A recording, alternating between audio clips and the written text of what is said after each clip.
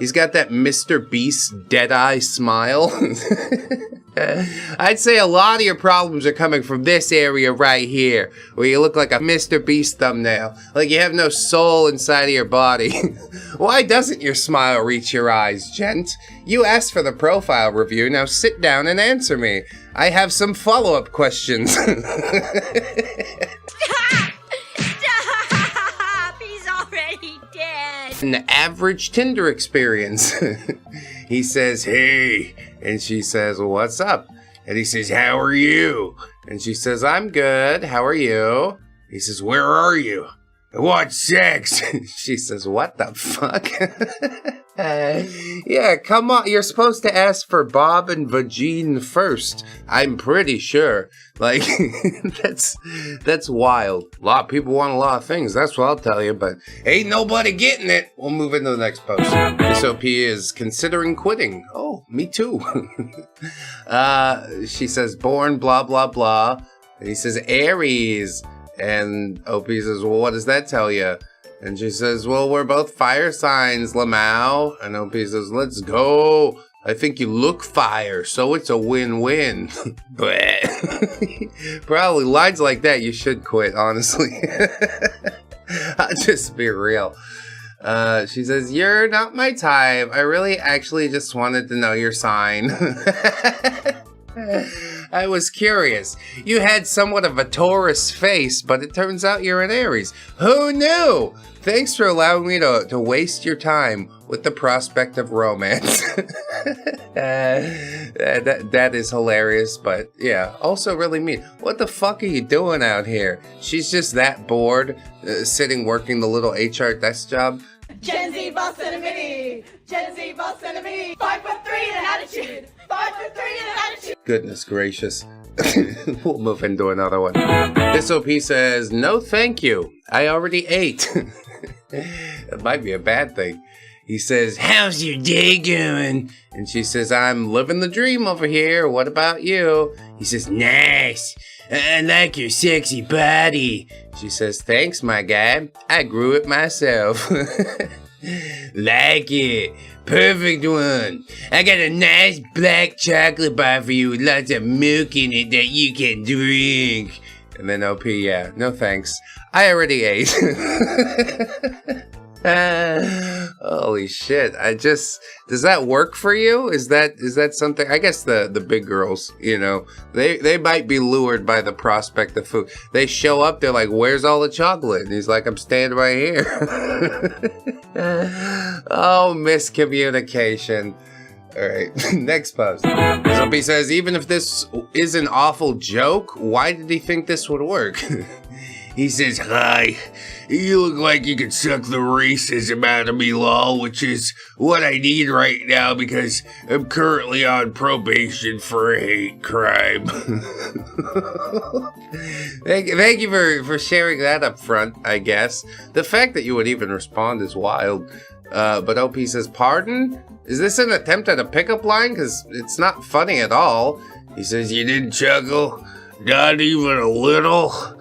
I kind of think that was a heater, personally.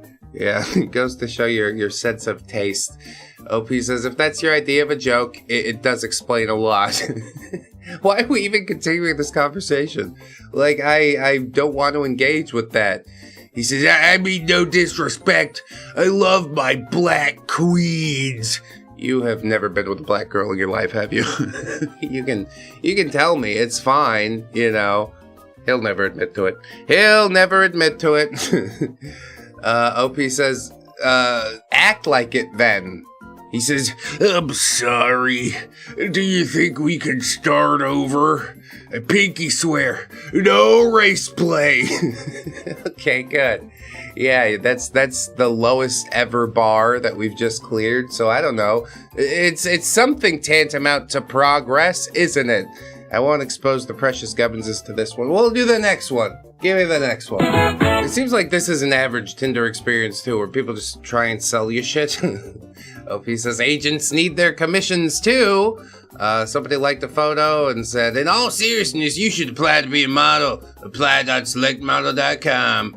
And OP says, well, now you're just boosting my ego. Are you just a model agent, or do you model too? He says, I'm an agent, but you should definitely apply and give it a shot. Yeah. Whether you make any money or not, doesn't matter. I'm making money, which is the most important thing. That is some crazy audacity to fucking show up and be like, I think you should commission me for headshots. No, I've got plenty of headshots. Don't you see the Tinder's loaded with headshots? I want to get the Gubbinses for this one. Tell me what you feel, boys.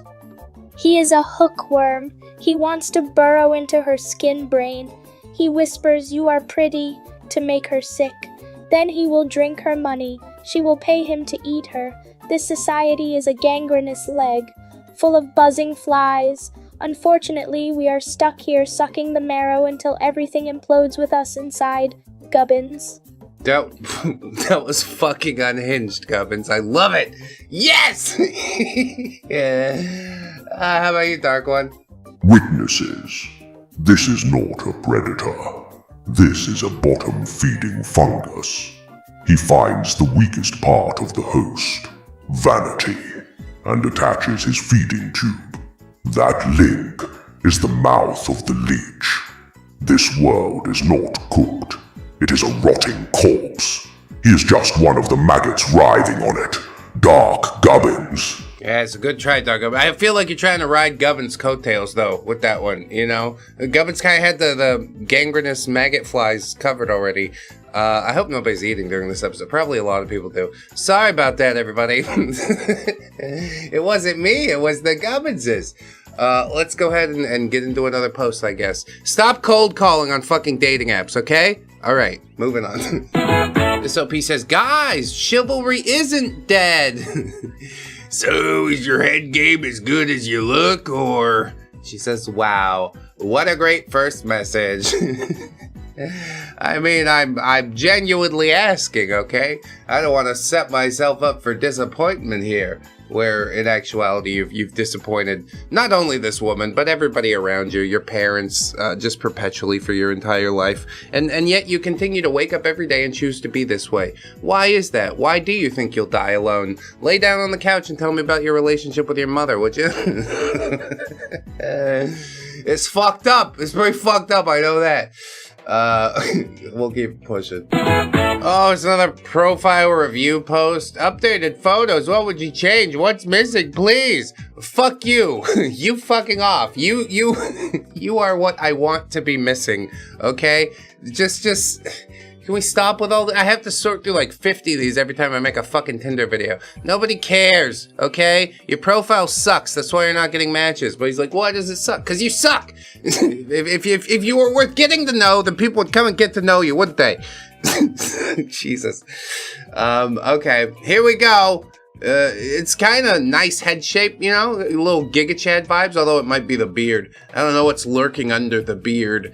It's Gent. He's 25. Let's pretend to just be friends until the sexual tension gets unbearable. Well, that seems like the most miserable thing in the world to me.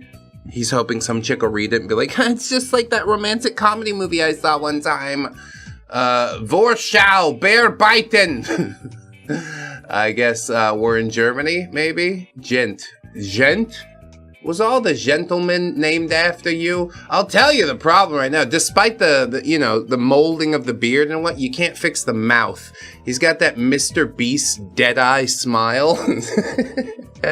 I'd say a lot of your problems are coming from this area right here, where you look like a fucking Mr. Beast thumbnail. Like you have no soul inside of your body. Why doesn't your smile reach your eyes, Gent? You asked for the profile review, now sit down and answer me. I have some follow-up questions. Stop! Stop! He's already dead. Yeah, fitness, Nintendo, barbecue, live music, Fußball, Lesen, Kunstglarien. I don't know what any of those things mean. Here's me with sunglasses on, looking out a window. See, the problem here is, like, you think you're too fucking cool for school, you know? There's not a single smiling photo, I guess because the smile's not that good. It's like, here's me at a underground fucking graffiti place. This is cool. I don't even know what you do. Working out here, I guess. Yep. We're at the gym. There he is, everybody. He's Gent 25. You can't see his real chin because he molded it with a beard, which was intelligent, probably, depending what's under there. He's not a bad-looking guy. I ripped on him for his stupid Mr. Beast smile, but I think the biggest problem here, the most offending thing, is that he just doesn't leave any sort of impression. You know what I mean? It's like, oh, he can put on a wrinkled fucking collared shirt. Whoopee-doo. You try and look good, but you look like shit still because you haven't put the effort in. Why is it wrinkled? Did you not see that it was wrinkled when you picked it up and you're just like, I'll wear it like that. Nobody'll notice. Let me tell you something. Fucking everybody notices, okay? They might not always say anything, but everybody notices, gent. So yeah, work on the smile, work on the developing a personality, iron your fucking shirt, and who knows? You know, you might find the match of your dreams or something like that. Really, these are all things that you should do for yourself. I don't give a shit if you do them, actually. I'm not gonna do any more profile reviews in this video. If you'd like me to review your profile, $20 to the PayPal link in the description, and I will do it. I will do it with aplomb. I'll be mean or nice, depending on, you know, how you asked me to do it. It was just $20. I'll default to being mean, of course. Anyway, I should also plug Patreon, YouTube memberships. Thank you guys so much. Hell yeah, dude. We're fucking crushing it this month. I have this really interesting members-only video idea, but it's taking a little bit more time to come together than the last one. Last one was just a rant. This is a longer rant, so I hope you're looking forward to it. Yeah, plugs out of the way. I guess we'll keep it pushing. I don't want this fucking dude's face on my screen no more. Here he is, a true Prince Charming. This one's from Bumble. He says, I'm not less happy being single than in a relationship. In fact, I don't have to listen to drama I don't care about, or constant complaining, or have to pay for 2 people wherever I go, or give up my free time to do things I don't want to. Life's pretty sweet, actually. Yeah, this is like trying to do the hard to get thing. Oh yeah, chase me! Chase me! 5'11", that means 5'8", I'm pretty sure. He doesn't smoke, doesn't drink. Oh, drinks sometimes. I'm also concerned that he doesn't have kids, but he's open to kids. There's a reason that you don't have kids. I would like to see a person like this never procreate. Like, clearly you're too selfish to put your children above yourself or your needs, you know? I don't think it's going to work out. He's gonna be a dad that left for milk because he couldn't fucking handle it. There's too much heat in here. Okay, well, get the fuck out of the kitchen. Matter of fact, don't even show up to the restaurant. So that's a shitty metaphor. What's the baby made out of? Bacon and eggs, probably. I'll put that baby inside a croissant sandwich. Shit. Yeah, there's just some guy trying to convince himself that he's happy single. And announcing it on dating apps, like that's gonna lure people in. Maybe some of the contrarian girls would be like, I can fix him. I can prove him wrong. You don't want to. Don't bother. He's trash. Just like this post. So, next one. Whew, lads, here's a fucking late-stage capitalism post if I've ever seen it. OP says, I've seen a few like this, but this one's a bit more extreme. Super extreme. DM for prices and king. Swipe if you have tattoos and work out. On holiday right now at resort. Hit me up. Screw off, I don't do nudes. Just be obedient. Need someone to make out with while I'm working. 10,000 to take my V card. Otherwise, pay for dates. For what? That's like the easiest 10,000 bucks you ever made. What the fuck? Yeah, this really is just a boring dystopia, you know? People are like, I don't know, I guess I could sell parts of myself. That's normal, fine, and acceptable in a society like ours. Apparently. I'm uncomfortable with it, to say the least. Part of me feels sorta sad, you know, that she has to resort to these things, but then the other part of me is like, I don't know, she's probably sold that same V card at least like 5-10 times already, so... Are you making bank? Is this what keeps the lights on? Because it's not the worst way to go. Like, there are worse things you could do, I guess, but I just want you to know it falls on the naughty side of the spectrum. She probably likes that. She likes bad boys. If you have tattoos and work out, hit me up. And also give me $10,000. Do people just misunderstand what Tinder's for? Do I misunderstand what Tinder's for? Maybe so. Can I get the gubbinses on this one? I'm a bit up in the air about it. Selling pieces, like pulling off a fingernail and giving it to a stranger, or scooping out eye jelly for a shiny rock. This body is very sick. Everyone is chewing on their own limbs because they are hungry. Soon there will be nothing left but stumps. Gubbins. Bro, what the fuck? Like, that was also unhinged, but not on the funny side of unhinged. Oh well, good try. Dark one, what do you think? This isn't a dystopia, witnesses. It is an organism consuming itself. They willingly slice off parts of their identity to trade for what? Attention. Validation. It lacks grandeur. It is not a sacrifice, it is a pathetic clearance sale. They are auctioning their own flesh bit by bit. Dark gubbins. Okay, also pretty lackluster. Nobody gets points, first of all, and clearly she's trading her identity for a big pile of money. 10,000 smackaroonies, huh? If I just had money, then everything would be fixed, oh yeah? Well, I'll say it fixes a lot of things, but most people's problems start on the inside, so let's do that first. And she's like, no, you gotta pay me $10,000 to get in there. No, that's not what I'm talking about, bitch! Whatever. We'll keep it pushing. This OP says, this is too funny. He stopped replying for now. Oh boy, I hope it's funny. We need a winner in here.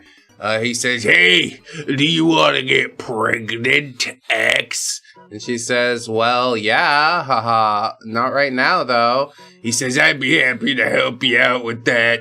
Oh, I can't wait to carry your fucking waterhead baby to term. I can't wait to give birth to a mouth breather with 60 IQ that can't even write his own fucking name. That sounds awesome to me. I want to spend my whole life raising your cephalitic fucking palsy child. That was, yeah. I feel a certain type of way. OP says, well, question, do you want a kid for the sake of it, or do you want, like, a family and stuff? He says, I want to be a donor for someone, I think, and stay in some contact. Oh, yeah, I aspire to be a deadbeat dad. You're a waste, dude. He couldn't cut it at the clinic. He showed up, he was like, can I squirt it in a cup? They're like, no, we don't want any of that shit in here. Nobody's gonna pick you out of the book. Let's be honest, okay? Your IQ is 0. You're essentially just a non-entity. The best that you can do is go trick some woman on Tinder into letting you shoot it in there. Don't fall for it, OP. For God's sake! OP says, well, okay, fair enough. Because I do want a kid, but I never considered being a single mom before, so it's a lot to think about. I'm pretty sure OP's taking a piss here. He says, I know for some people it's what they prefer, so I thought I'd offer that if you were considering it. OP says, honestly, thanks for the offer. Haha, I was not expecting it. And he says, no problem. Yeah, this is a special offer just for you. 1 day only. OP says, I have a genuine question, though. Is this, like, your full-time hobby, or is it, like, a part-time breeding kink? I'm pretty sure it's both of those things at the same time. What a silly question to ask. But yeah, he didn't know how to respond. He disappeared into the woodwork, realized that she was taking him for a ride, and good. Go fucking bug somebody else. I'll tell you who really needs your load is the fish in the ocean for like a protein shot. So just shoot it into the toilet for the rest of your life where it belongs. Oh man, it's gross. It's really gross, but what the fuck? Clearly it's never worked for him, and the funniest part of all is that it never will. Nobody wants to be a single mother. I guess you can't say nobody, but most people.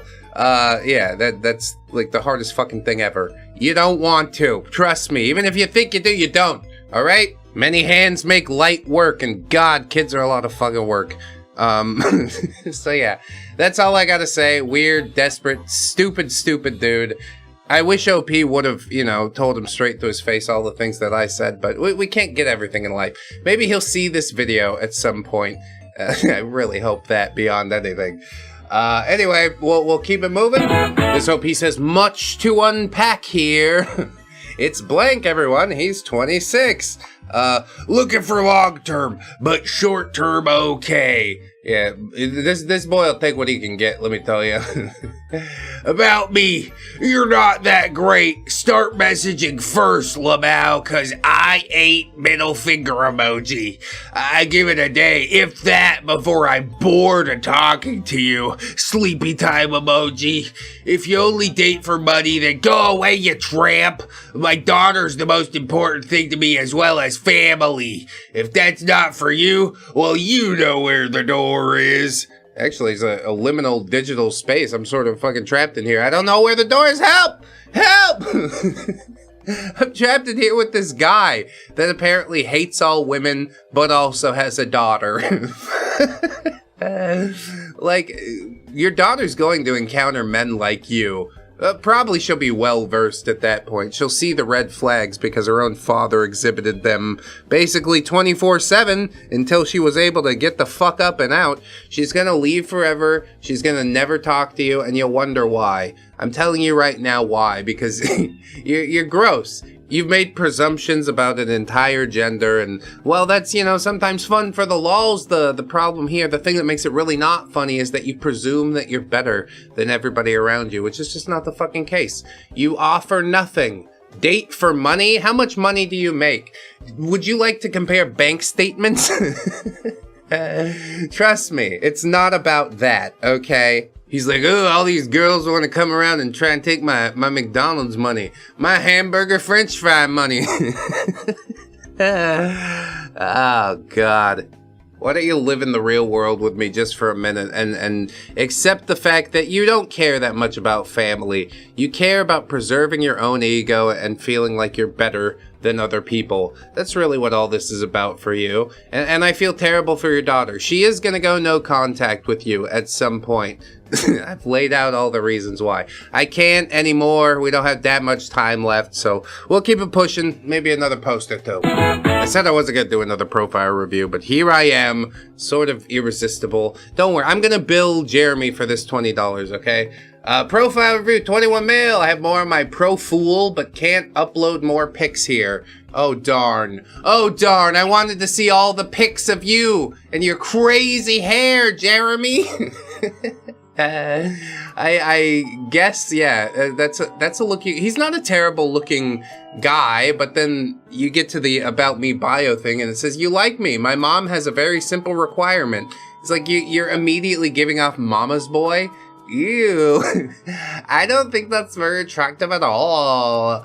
Yeah, here's him in the car again. Oh, he's like working as a nurse. He's got scrubs on, you know? He's not, he's a nurse for sure. Jeremy, big nurse vibes. I thought about being a nurse for like one semester at college.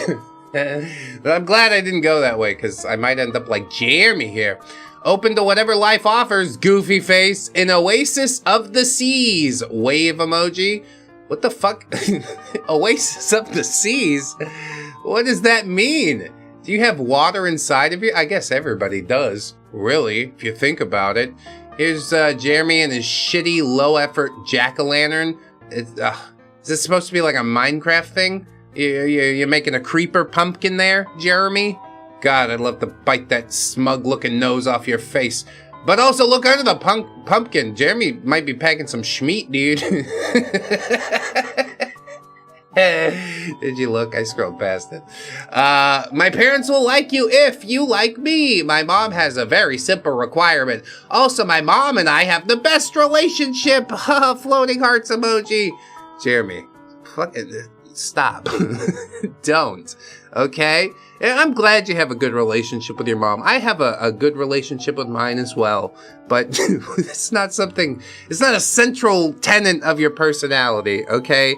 Please don't go advertising this to romantic prospects because you know what's gonna happen? They're gonna possibly meet you and have the date and you'll get married and they will have competition with their mother-in-law for the rest of their life. That's what they see when they look at that profile. Nobody wants to date a fucking mama's boy, and there's good reason for that. We hate on Trump together. Great bonding. Oh, yeah, mama's boy's not my only personality trait. I also don't like Orange Man. Okay, neat. Do you fucking, like, you don't want to talk about your job or anything? The about me mentions his mom. The fucking prompts mentions his mom. Jeremy, you just, I don't know if you're gonna make it out, buddy. I gotta be honest.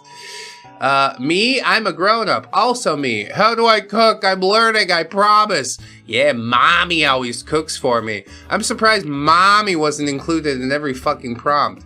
My biggest red flag is my love of motorsports. Yeah, and mommy. Is that what you wanted me to say, Jeremy? Is that why you came here? So I could unpack your entire life in front of the audience and dissect it into the tiniest pieces possible? I thank you for your sacrifice, is what I want to say. And also, I ate some of the pieces, so I won't be able to put this whole thing completely back together. You'll always be less than you were before you heard this. But that's the gift that I give. So the $20 invoice is in the mail. Thank you so much, Jeremy. Tell your mom I said hi. We'll keep it pushing. Hope he says, what? It's a little John.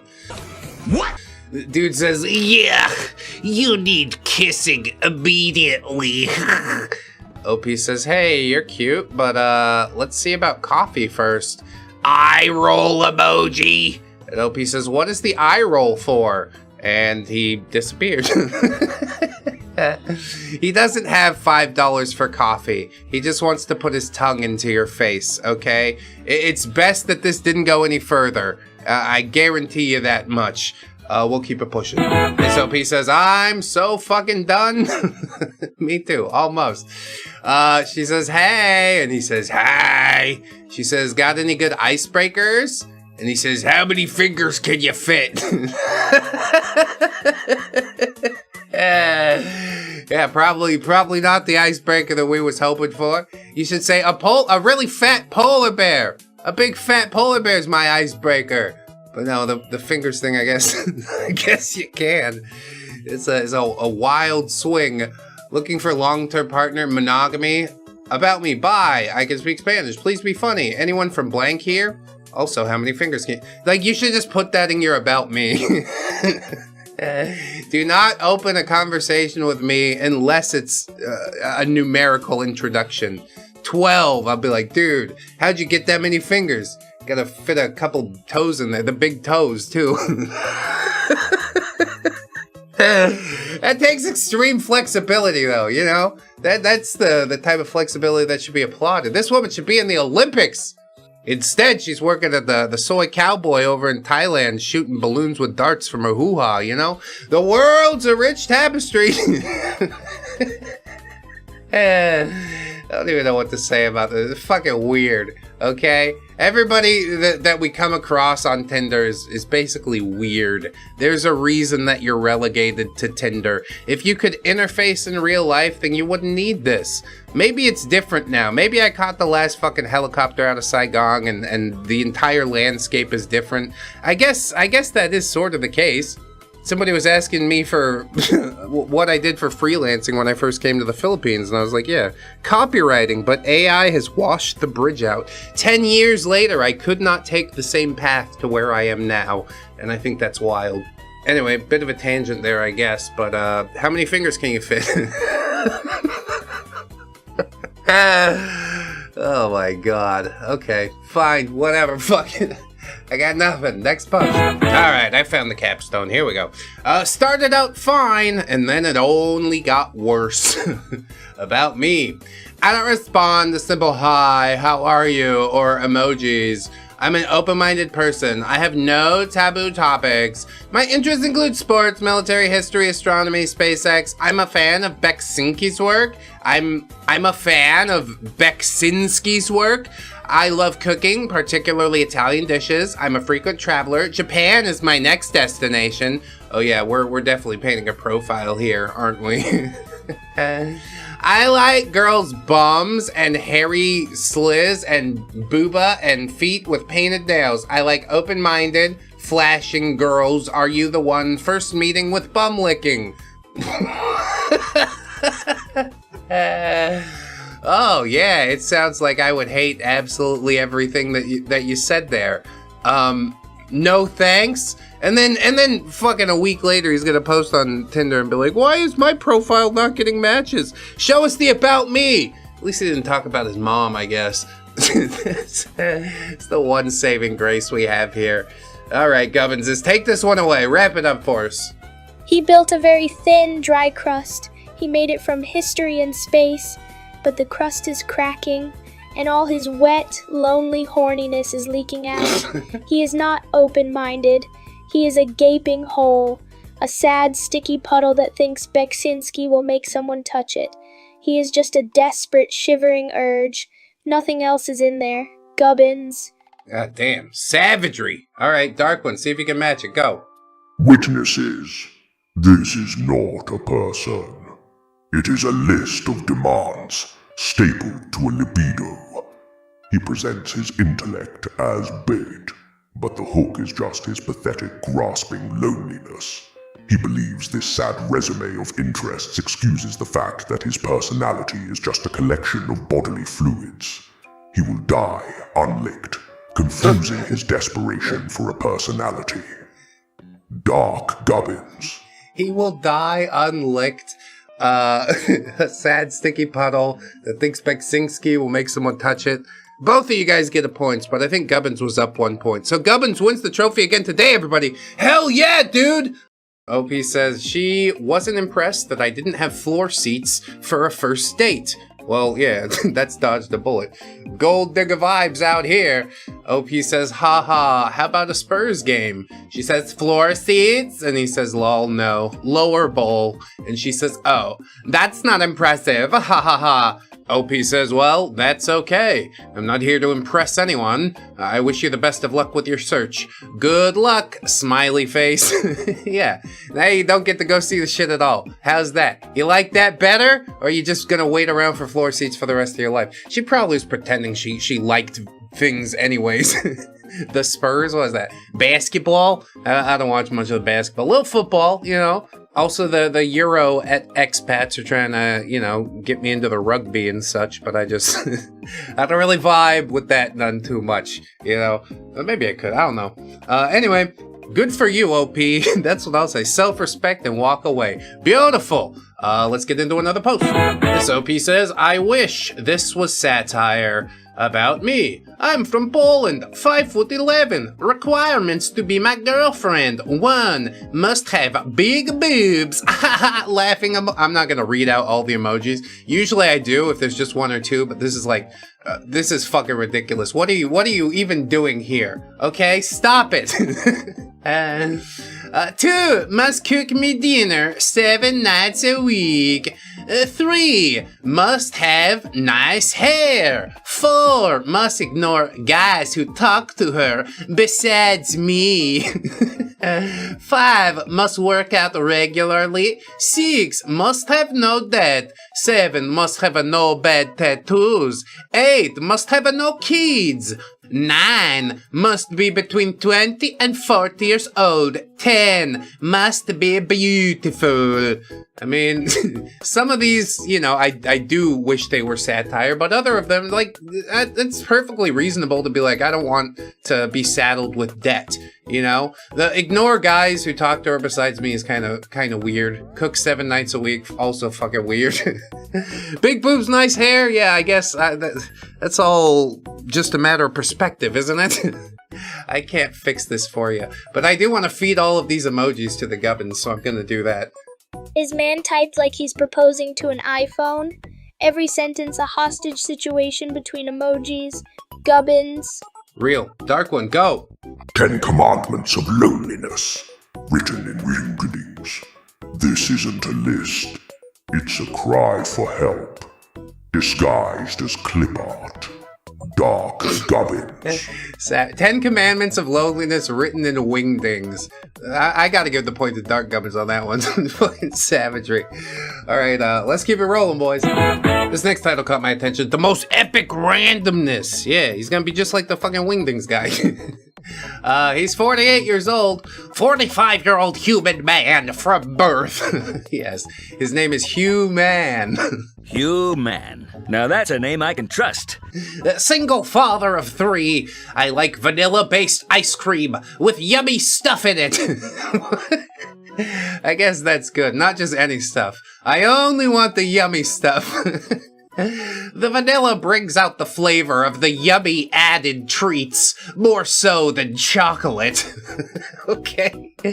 We're getting a little hung up on the vanilla thing, buddy. We only have a few sentences. Might want to push the ball forward a little more. Don't get me wrong. Chocolate's also a divine meal. Also, I like caramel more than chocolate, but again, I do like chocolate. It's just that in an ice cream form, I prefer vanilla-based as the vehicle for whatever dreamy treats one can imagine. Ice cream. Also, I'm short, 5'6", 170 pounds. Okay. Well, he's a boss of self itself, so that's hopeful at least.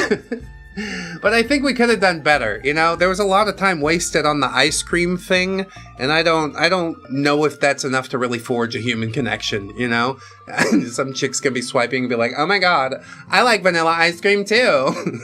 And you're missing out on all the chocolate lovers too, which, if I'm honest, is probably a larger percentage than the vanilla lovers. But I don't know, I can't live your life for you. Part of me feels like the whole thing is like sort of race coded, but that might not be true. Usually on dating apps, people just come out and say the thing, right? So yeah, I'm digging too deep into it.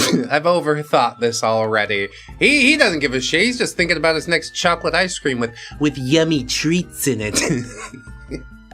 Probably don't call it that. You're 45-year-old man. We don't get to have yummy treats anymore. We have delectable morsels. I would like... That's what I enjoy now. Only delectable morsels and nothing less. Alright, I think we're done here. I'm gonna move on.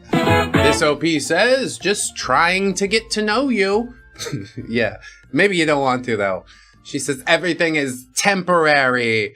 Which is, yeah, true, I think.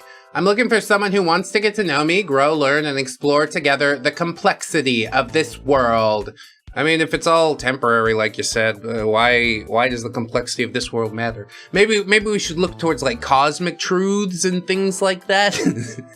But I don't know. I just know that, she's not as deep as she believes that she is. I picked that up already. OP says, what's the most recent hobby you've picked up? And she says, thinking about new hobbies, I haven't picked up any new one.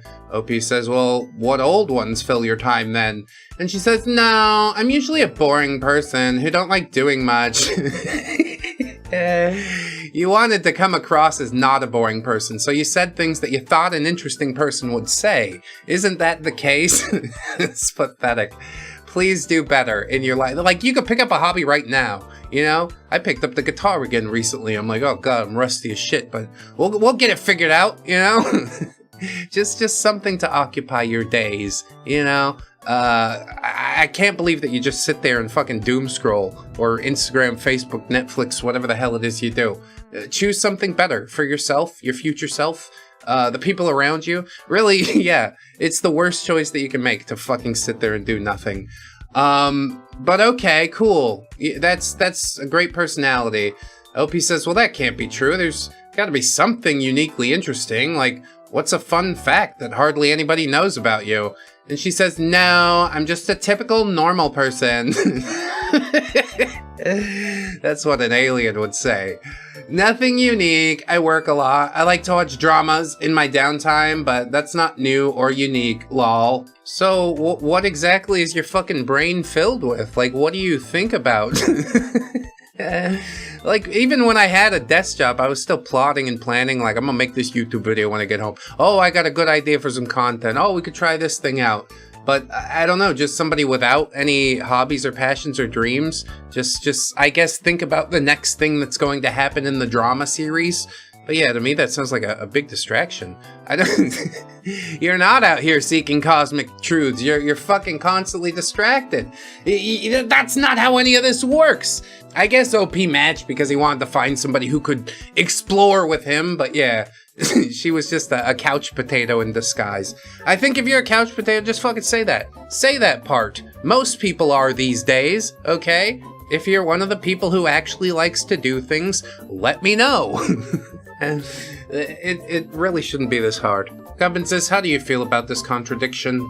This is spiritual taxidermy. She's got the soul of a damp paper towel, but wrote a manifesto about exploring the complexity of this world. She's not deep. She's an inspirational fridge magnet in human form.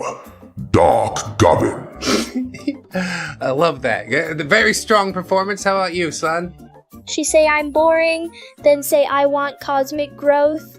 Lady pick one, monk or mushroom trip. Your soul is barren, and the saddest part is that you don't want for more. I'm not sure you even realize there is a problem. That's some scary shit. Gubbins. That is some scary shit. A point for Gubbins there. We see it every day, you know, just people walking around with like not an ounce of self-realization or self-reflection. I seriously don't know what goes on in your brain, and I'm scared to find out. It's probably just a giant black hole. You're gonna get sucked into the vacuousness forever. Anyway, let's enjoy that some more as we get into another post. Our next OP says it keeps getting weirder out here, and yeah, it's probably gonna be a great exchange, isn't it? You and dating user matched. Hooray. OP says, so there was a time when you weren't celibate, or you mean you've always been celibate? And he says, no, once upon a time I wasn't, but now that I am, I want to keep it that way until I'm pushing up daisies. Is this like some kind of, he could be committed to that thing, but like then why are you on a dating app at all? You know, doesn't it make a lot more sense to just live your life in peace and solitude? So yeah, I think his game here is like he's trying to play hard to get and be like, oh no, I don't want to break the vow I took to myself. And she's like, do it right now. He's like, all right, cool. OP says, as in never again, or until you find someone special? Because I am so fascinated. And he says, why is that? See, that's all part of his game. He wants to have her be fascinated. This is an interesting thing about me. Yeah, I guess it's sort of a personality trait. OP says, I'm just curious if you meant forever or just until you find a partner. He says, forever. I know too much about what men's DNA does to the brain. I don't want that in me. I'm very sorry for whatever you experienced that made you decide that just that's it for you for good. I'm not gonna try to talk you around. I don't think OP is either. I think he's just out here asking some questions. OP says, wait, what do you mean? What does men's DNA do to the brain? She says it's basically like a sedative, so it relieves pain. That's why so many delusional people that stay no matter what. It also stays in the brain forever. Dude, that is like the best sedative. I'm gonna come in my own brain. Don't do this. Is not scientific advice, okay? So now you literally carry the person's DNA within you, and traits of them pass on to you as well, good or bad. I don't think any of that is true. Where is it stored? Women don't have balls. You can't store it in the balls. She says there's so much more, but since I know to just stay away from it, I'm not constantly thinking about it. You're not constantly thinking about much. You saw a thing on Facebook and you're like, oh my god, is that true? I'll believe it forever. OP says, fascinating. How did you come to find this information? And she said, I heard this from Dr. Amen. Read some... Who's Dr. Amen? Jesus told me, hallelujah. I read some peer-reviewed research on the National Institute of Health website, and last but not least, I came about this information by a YouTuber named Princella. The only one of those I'm interested in is the peer-reviewed research. Could you please link me to that? I'd be glad to read that, but the fucking, yeah, the social media people are just trying to sell you something, alright? Don't buy in. Speaking of, check out Fourth Wall for the merch. Thanks so much. Opie has the same question I do. He says, who is Dr. Amen? What is his area of expertise? Also, I'd love a link to this article if you've got it. Yeah, fucking up top. OP knows what he's doing. He's really, like, trying to dig for actual information. The problem is, she ain't got no actual information. She says he does a lot of brain scans. I think it's called brain mapping, what he does. I'll try and find it and send it. And then, yeah, she never sent it, obviously. Yeah, the brain scan guy. You never heard of him? Dr. Amen? What the hell? You heard it on YouTube. And you were like, well, that person shows their face. Surely there's some credibility behind what they're saying. You think so, do you? I mean, if your life is happier, celibate, like I said, solitude, peacefulness, I understand the appeal, but also don't do it because some YouTuber told you that that there's a permanent sedative in your brain now. That comes from the tap water. That's the fluoride in the tap water. So make sure you drink a lot, okay? Anyway, let's get into another post, I guess. Next up, he says, make sure to take care of your feet. Okay. Make sure you don't make it weird. About me. If you have pictures of your cats or dogs that sleep in your bed, do not match me. Like I'd sleep with the dog. Thumbs down emoji. Yeah, bro, that's kind of real, actually. I don't let my animals on the couch, neither. We got an outside couch, but yeah, they don't come inside. They don't go on the furniture. They know their place. I think that's important. There's boundaries between you and the animals, see? No video call, no meat. If you don't like that, don't match me. Also, yeah, sensible, I guess. Non-smoker, hate weed. You're missing out, it's fine. I have my own place. I'm a very clean and tidy person. Good cook, too. Wrong, too. I know how to treat a woman right. I'd like to meet someone that's kind and honest, that don't smoke. No dry heel woman. My ex never creamed her feet and it was nasty. She was told. Honestly, yeah. If your heels are all cracking, the skin's peeling off, I can understand why somebody might specify that, although I probably wouldn't presume, you know, don't bring your ex into the thing. Although, I guess, yeah, you have to. Because if you say, I just like nice feet, then girls are like, that's your feet, a feet guy. And, I don't know, some chicks probably do it, but I think a lot of chicks will think it's weird. And, yeah, I do tend to agree with them on that front. But all this other stuff is fine. He's got his own place. He's clean and tidy. He doesn't like dogs on the furniture. Like, yeah. OP thought it was weird enough to screenshot for some reason. But now I think you're weird, OP. Now I want to go look at what you got going on. I'm not going to. Maybe later. Let's check out another post. This OP says he didn't get it, but at least I thought my joke was funny. Yeah. I know that vibe. He says, yup, I like. Anyway, I do cute things when we go out if I care about you, but it will also make your legs shake uncontrollably. Winky face devil emoji. Is that type of dude that like talks a big game and then you go to meet him in person and he's like, can I put my hand on your shoulder? Does the yawn and the arm stretch, you know? not upfront about what he wants at all. OP says, oh yeah? Are you gonna tell me to wear 6-inch stilettos and then take me for a walk over a series of grates? He says, I'm gonna tell you to kiss me on the cheek, but also wear whatever you want to wear because I want you to get comfortable. Yeah, see? Exactly what I said. He's scared to ask for the thing that he wants. I want to be this person, but I know I'm not that deep down. Well, maybe just lean into the person that you naturally are then. You know? Sit down with yourself in silence and decide what that means. It's a scary process, I'll admit to you that, but you deserve it. Your future self deserves it. All right, OP was willing to play the game and all this stuff, but she posted on Tinder now. You dropped the fucking ball because you were given small dick energy, essentially. Just like, you can wear what you like. I only want a kiss on the cheek. Like, bro, you can't talk the game, you gotta fucking play the game all the way through. You know what I'm saying? The Gubbinses will tell you about it. Hold on just a sec. He starts sentence horny, ended apologizing. Big may I please dominate you respectfully, ma'am, energy. You were not born for the alpha role. I smell the bitch in you, Gubbins. Jesus, you got potty mouth today, Gubbins. What are you talking about? I don't think may I dominate you respectfully, ma'am, energy is necessarily bad. But like once it's established that you're into it, you know, who knows what comes next. How do you feel about it, Dark One? He talk like a malfunctioning romance bot.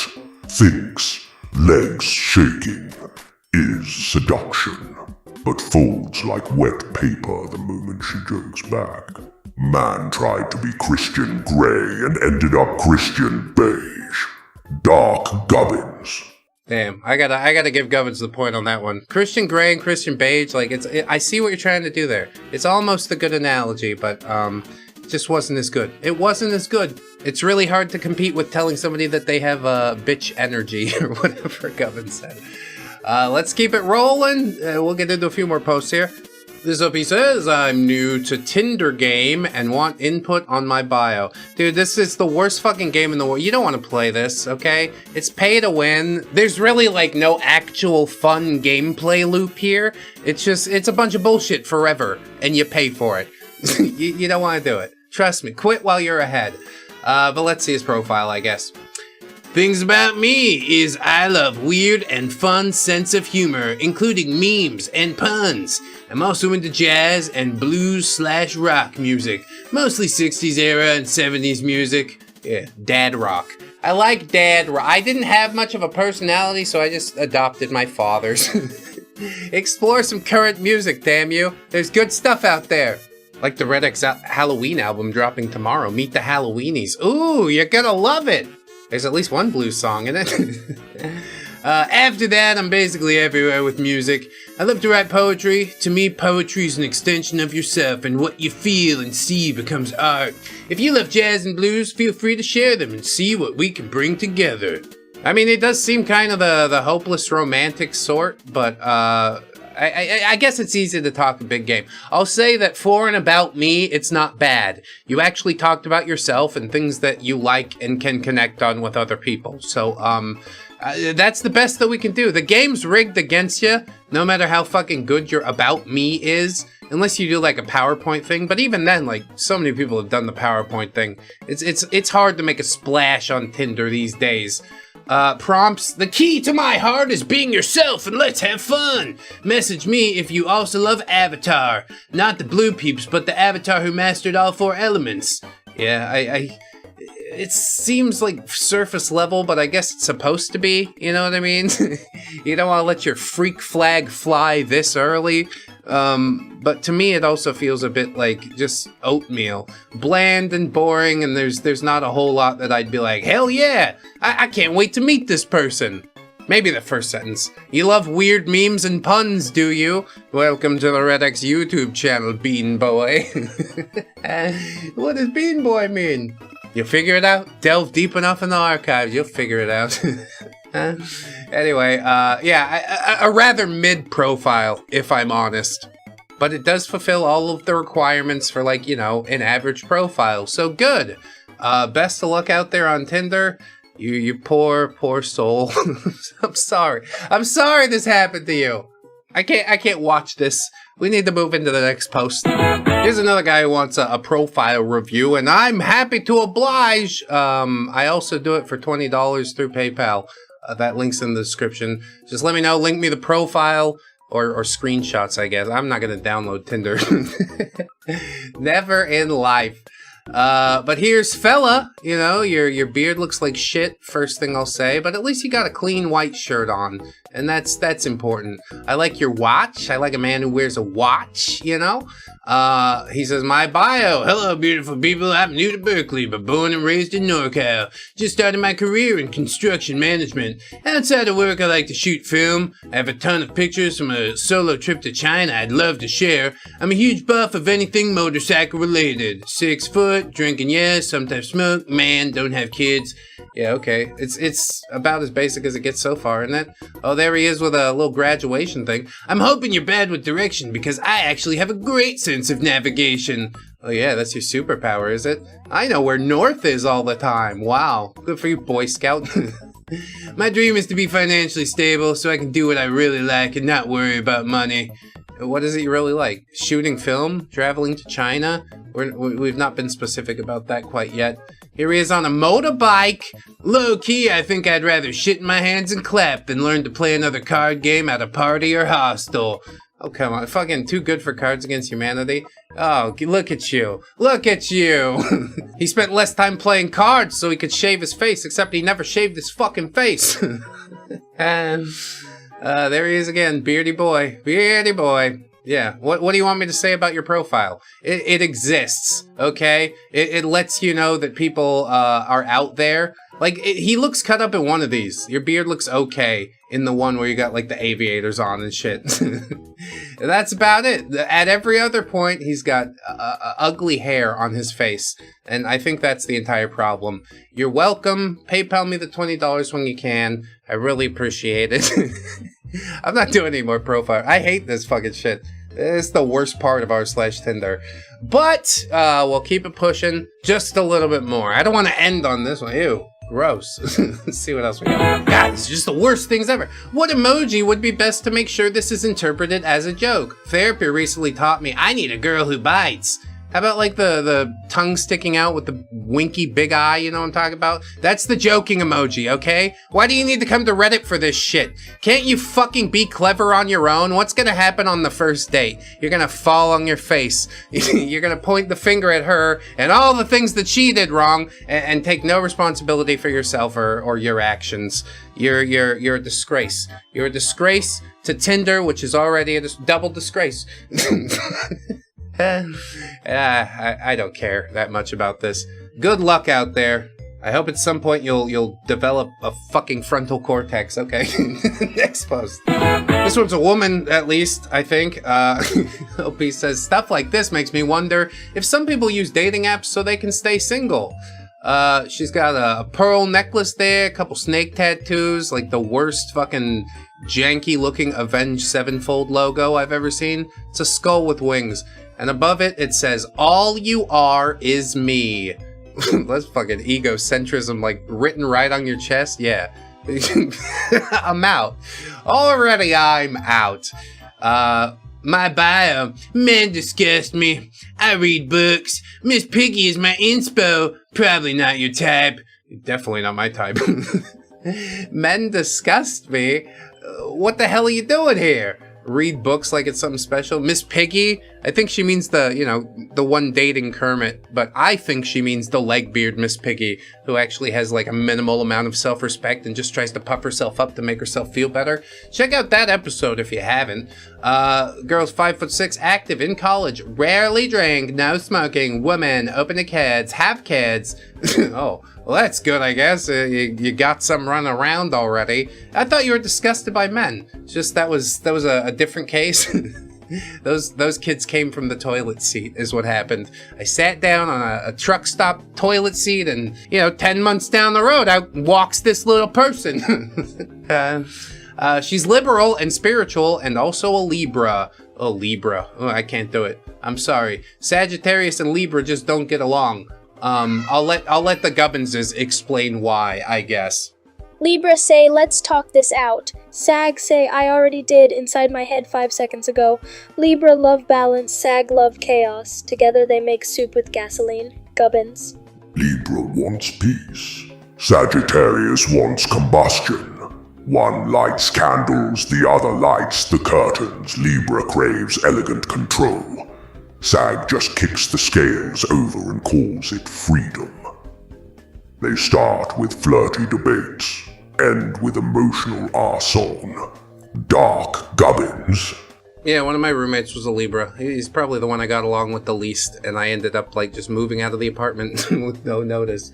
I disappeared one day. I guess maybe that's good insight as to why. I am rather a fan of emotional arson, sort of what the channel was founded on, you know, and the tenets of science, of course. Let's also talk about her red flags. What do you think about her tattoos and the things that she say? Men disgust me, but she still wrote a whole dating resume in Wingdings. That's not a red flag. That's a red parade. Every tattoo looks like it was chosen by a Ouija board after 6 shots of absinthe. She says Miss Piggy is her inspo, and I believe it. Equal parts diva and unhinged chaos muppet. Dark Gubbins. Every tattoo was chosen by a Ouija board after 6 shots of absinthe? Savage. That's pretty good. Alright, let's see. Gubbins. Let's get in here. This is the last chance, you know? I think it's all tied up right now. We'll see who wins. She got skull with wings, say approach me and perish. She say men disgust me, but still fishing in the same pond. Piggy queen of bacon, not logic. Gubbins. Yeah, I gotta give it to Dark Gubbins today.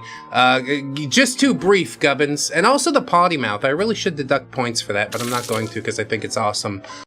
You want to know why your hairline is running away? Because the things that come out of your mouth are disgusting! Disgusting! Here's a girl climbing a fence or something. She's really looking at that view, and OP liked it. And then she sort of lost her shit. You've given me like 3 likes, and each time I've never matched back with you. See, why do you keep giving me likes? In what world would a guy like you ever get a chance with a girl like me? Open your fucking eyes and lower your standards. Damn, dude. I don't know if he's the one that needs to lower the standards here. Maybe she's expecting something that isn't possible for a girl of her midness. That's what I'll say. I had to choose that word very carefully. You're about as uninteresting and mid as it gets. What's your personality? I'm just a Tinder girl. You're the girl I liked on Tinder a whole bunch, and I'm gonna be fucking snotty about it. I guess this is it could be the beginning of something beautiful, you know? 3rd time's the charm or whatever. We'll get the Gubbinses in here nice and early. How do you boys feel about this? She typed like villain in dating app horror movie, projection level, full IMAX, now showing Mean Girls Expired Edition, Gubbins. Mean Girls Basic Edition, that's what I know. How about you, Dark One? How do you feel? Witnesses the arrogance of the mediocre, truly the 8th wonder of the world. The delusion drips thicker than her foundation. A sermon from the Church of Self-Importance. Dark Gubbins. Yeah, she doesn't like anybody as much as she likes herself, and she doesn't even really like herself that much, and I can tell. But can't fix it any further, we'll move into the next post. Okay, so here we've got Madeline, poorly censored. She says, hi, and Opie says, oh man, you don't remember me. And she says, what? You do look familiar, did we go out? And Opie says, no, you stopped texting me because my friend is gay, lol. And she said, oh yeah, lol, bye. I mean, Madeline, she definitely has some viewpoints, but she sticks by her guns. That's what I'll say about her. I guess you're well within your rights to do that. Goodbye, Madeline. I too believe in freedom of association. And I have to say goodbye now. Our next OP says, following up, and she says, hi, sorry, I don't know why I didn't see your message. And he said, well, that's okay, we're here, and that's what matters. Yes, what a joy to be here with you. She says, yeah, if you want to take me out, let's go get caviar next week. Bitch, what? It's our first date, so I thought we'd just do something small, like a hot air balloon ride. What fucking Instagram reality are you living in, okay? None of that is going to happen ever. OP says, oh, I can't. I'll be in Hawaii next week, and I'm playing a show out there. And she says, okay. And he says, also, let's do something a little more low-key for our first date. No offense to you, I just don't spend a fuck ton of money on first dates. Sets a bad precedent. I'm down for brunch or lunch, though. Caviar is not it. And she says, no, thank you. And he says, no worries. Best of luck. Well, you're out there in Hawaii playing a gig, huh? Sounds to me like you got some other neat stuff going on and don't need to waste time on Tinder. All you're going to do is disappoint yourself, okay? I'm infinitely disappointed by this already. I wanna throw this one to the gubbins too. Why not? We'll go heavy gubbins today. She want caviar before chemistry. Me see gold digger larva in wild. Her taste too rich for soul that empty. Gubbins. Are you talking about eating larvae? Because you can't do, they're great protein, but I don't think she'll even serve that purpose. She has no function except to consume. But not even like, you know, a cricket or a cockroach that's consuming for the greater good. She just consumes for her own self-gratification. It's fucking crazy. It's crazy! Doug Gubbins, will you get in here? A sea witch who values fish eggs more than genuine connection. The ocean weeps. She sought a wallet, not a witness. May her next meal be nothing but ashes. Reap what you sow, Harpy. Dark Gubbins. I love that. Reap what you sow, Harpy! Yeah, it's very transparent what's going on here. We'll move into the next post. I can't bear to witness this one any longer. Our next OP says, I deleted the app and I don't regret it. Honestly, well advised. He says, hey blank, nice to meet someone who loves cars as much as I do. What car do you drive? And she says, who says I drive? It says I fix them for my friends. Oh, your friends just give you a ride places because you fix their cars? And then the fact that you're immediately defensive about it, there's just nothing sexier than that. OP says, well, my bad, I figured you drove. Do you plan on learning at any point? And she says, who said I didn't learn? You're a very negative assumptions person, aren't you? OP says, honestly, I'm more confused than anything else. She's just angry at the world, okay? Couldn't get it figured out for far too long, and now it's almost too late. People told me to learn to drive when I was 16, but I didn't listen. I thought I knew better, and now here we are. People have placed expectations upon me. Society expects me to be something and produce. I can't. The pressure's too much.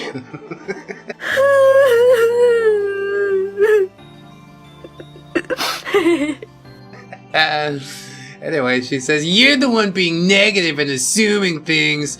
And OP says, yeah, I'm not sure how I'm being negative. That wasn't my intention. And she sends a thumbs up and good luck in your search. Oh, thanks, you too, I guess. The search for a driver's license. Or whatever the hell would make her happy. Probably nothing at all makes her happy. She's projecting about the negative assumptions. You seem like the most negative person in the world. I hate the whole vibe that you have going on here. Even if you drove, I would hope that you would do it in the opposite direction from me. Okay? Thank you so much. Alright, our next post comes from Weirdo and he says, hey, princess! And OP says, hey, handsome, what are you on here for? So far, so good. I'm a little weirded out by princess, but you go ahead and do whatever's right for you, I guess. He says, I'm on here to date and then to marry. Simple. And she says, I like you. We're in the same boat. What kind of woman do you want? And he says, white, blonde hair. Need white babies. Oh. If that's really the only criteria, my goodness. Now, is that just a personal preference? Or are we trying for like a new Reich situation? Because I don't know if I could sign off on the latter personally. But yeah, everybody gets a preference. I don't know if this is the foot that you want to lead with necessarily, but sometimes these things just work themselves out. Anyway, next post. Seems like OP matched and then got a message from Nice Girl and she said, you have the vibe of someone embarrassingly stupid. You should probably get that checked out. And OP says, holy shit, who hurt you? Who hurt you? I can fix your pain. No, don't bother. She's unfixable, okay? This runs really, really deep. You've presumed quite a lot of knowledge and really about something that doesn't even matter. I'd love to be stupid. Stupid is when I'm happiest, you know? That's just a scientific fact. Go ahead, look it up. Promise swearsies, etc., etc. But yeah, to open up like this, I don't know. I don't know if it's the way to go. Some might say that personal interactions like this are very telling of your own level of intelligence, but who am I to say, really? I'm just a dumb guy on a microphone at YouTube doing the thing, okay? So I guess the lesson there is, you know, don't underestimate stupid. Our next OP proclaimed to the world that this is his finest work, and so we'll judge it harshly. She says, I'm weirdly attracted to zombies, and OP replied and said, "Rrr, rrr." And she says, ha ha ha. OP says, shall I continue with zombie lingual or switch to English? And she says, yes, English. And he says, thank God, because I didn't know any words other than those. Those words meant you are cute. A zombie told me once. OP's putting so much more into this than she is. You realize that right off. But I guess if you're happy, I'm happy for you, bro. She just responds and says, haha, cute. Thank you, heart hands. OP says, so I guess you don't like plants since you like zombies. Now we're reaching a little bit, getting a little too niche down. Did you play that game back in the day? Doesn't seem like she did. She says, what? No, I love both. And OP says, no, you gotta pick one, because it's plants versus zombies. Okay, let's get a little aggressive now. She says, so I'll choose you then. And OP says, well, haha, someone knows how to flirt. Fine, I'll take on both plants and zombies. For you. That's right, milady. I'll play the plants versus zombies game for the rest of my life if that's what it takes. Honestly, she does seem a little bit dull, but she's a nice girl, you know, she's trying her best, and OP give it a pass, then I give it a pass. I don't know what you're looking for in a relationship. If it's like intellectual stimulation, I don't know if you're gonna find it here, but maybe just somebody to be around, you know? Although if that's really all you need, maybe just get a dog. It's about the same level of conversation. It's just very one-sided. So what do you want to talk about after the zombie thing? She's like, I don't know, what do you want to talk about? I see where it's going. And I'm not trying to take the piss out of you or anything like that, okay? I just, ever the pessimist, ever the skeptic. That's the viewpoint that you'll get from me, every time. As far as finest works go, I just don't know. I give it a solid 6 out of 10. I think it's too niche down. Try harder next time. See, I'm trying to push you to greater heights. Really, it was an 8 out of 10, but if I tell you that, your ego gets inflated. So 6 out of 10 to push you to greater heights. You're welcome. Next post. Our next post is somebody just trauma dumping, essentially, in the About Me, which you love to see it. About me. Just a warning, my life is really complicated because my sister had a baby and I took it over after she passed away, and the baby lost all its arms and legs and now it's just a stump, but I take care of it with my wife and it's growing and it's fairly happy, and it's difficult because I'm working a second shift at the factory to put food on the table, but all the love that I see in that little guy's face, it makes it worth it in the end. True story. Cool. Good for you. I'm sorry you're having it hard right now, but I'm sure eventually sunnier days will come again. What the fuck am I supposed to say to this? I'm trying to be encouraging, but you just hit me with the stump, baby, and I'm reeling a little bit. Give me a second to maintain my composure. How about the Gummonses? You guys get in here. Take care of this shit. I can't. Me read that and lose 3 brain cells and 2 will to live. Feels like creepypasta got lost on Tinder. Gubbins. I mean, yeah, I only had the 1 brain cell. Now we're negative 2 brain cells. This is terrible. A crisis! Help us, Dark One! This tragic opera of oversharing and confusion is beyond help. Behold witnesses, and marvel at the mating call of the chronically unfiltered Dark Gubbins. Yeah, I'm not interested in any of that. I don't have time for whatever the hell it is you're doing here. Like, maybe you're looking for a relationship, maybe you just want friends or sympathy, but Really, we should state that in the about me. Tell us something. I guess he did tell us about him, but like, yeah, just too much. I can't, I don't know what to do with this. I'm sorry. Good luck to you and your stump, baby. That shit was just like a creepypasta. Gubbins nailed it. Here's another match. This dude says, "Hi, blank. I can't get into a relationship right now because I travel a lot, but in down to hang out." Yeah, hang out with you, dang out, you know? Opie says, "I'm sorry. I'm only looking for a relationship. Nothing casual, but I do appreciate you being upfront." And he says, "Girl, don't you think your expectations are a little high? Look at you and look at me. Delusion is not okay." And yet, here you are, offending your own rules. "You're a 2, I'm a 7. There are plenty of boys that'll marry you. If you gotta go for guys in your range, you can take all the screenshots of this conversation you want and you can call me a bad guy, but I'm only trying to help you. See, most men only care about looks, and if they say they don't, then they gave up on themselves a while ago." I mean, I will admit to you that I care deeply about looks, but not to the point of like beating somebody down over it. You see somebody that's a 2 and you feel the need to tell them they're a 2, they're a 5, okay? And then you just subtract 5 from it later on, and that's like your actual score. Nobody's a perfect 5. Most of us are 2s and 3s. He's a 2 by his own admission. Only trying to help you. Kiss my ass. Bite my bag. You're trying to help yourself. How about you help yourself to some common decency? How about you don't fucking manipulate people's feelings for your own ends, you know? Negging hasn't been, like, useful or cool, basically ever, but the fact that you're using it now, a decade after what was essentially the peak of it happening, yeah, it just shows me how behind the times you are. You want to come out here talking about giving up on yourself? The guy who swipes 2s on Tinders?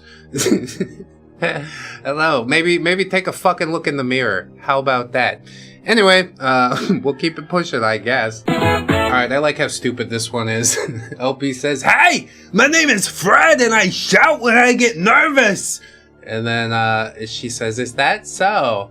He says, "I also shout when people take 2 weeks to respond." I'm sure she's doing her best. I don't know if you fully understand how packed Tinder is if you're a woman. She was going through them chronologically, trying to catch up, and here you are being a dick, Fred. Stop shouting at me. Stop shouting at me! He's only shouting because I took a month to put his stupid thing into a video. But there it is. We're done now. We can move on, I hope. Okay, here we go with another one. Dude comes in, he says, "Hi, blank. I got a question for you that I promise you've never been asked before. Ready?" OP says, "Hit me with it." He says, "Which would you say is bigger, your heart or your ass?" "Tough question, lol." And OP says, "I was just processing the disappointment for thinking that it wasn't gonna be a horny question, Lamau." Yeah, that's on you. I set my expectations way too high for this one, okay? I should have looked at you and realized what you're about immediately. You want to know why your hairline is running away? Because the things that come out of your mouth are disgusting! Disgusting! It seems to me like people are just incapable of having a halfway decent conversation on an app like this. And I don't know why that is, but I'm just really glad that I don't have to participate. You should be grateful too, friends. You could even be grateful that I brought it to your attention. And if you're really that grateful, you could sign up on Patreon or YouTube memberships. Check us out on Spotify, iTunes. I will yell in your ear all day if you want me to. Sometimes about Tinder things, sometimes about neckbeard things. I do appreciate your support. We'll move into another post, because yeah, I'm sick of looking at this guy's yucky, weird hair. Oh, this next post is really brutally savage.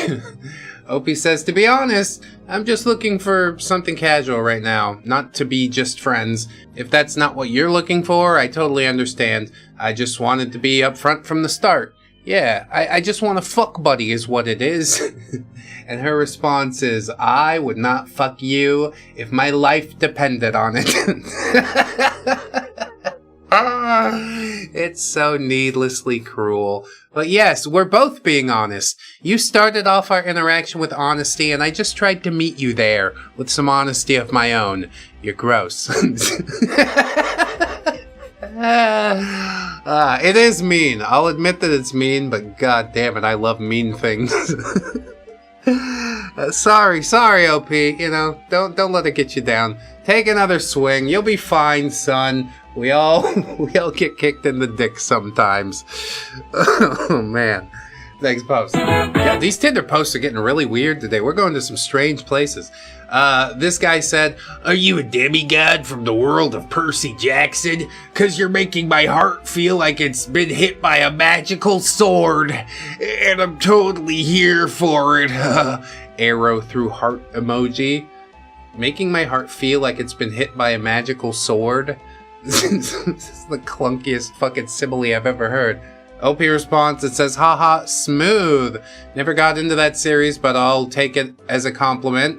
So, creative writing, that's an interesting major. What have you been working on?" He's a creative writer? That's why he said heart with the magical sword or whatever the fuck it was.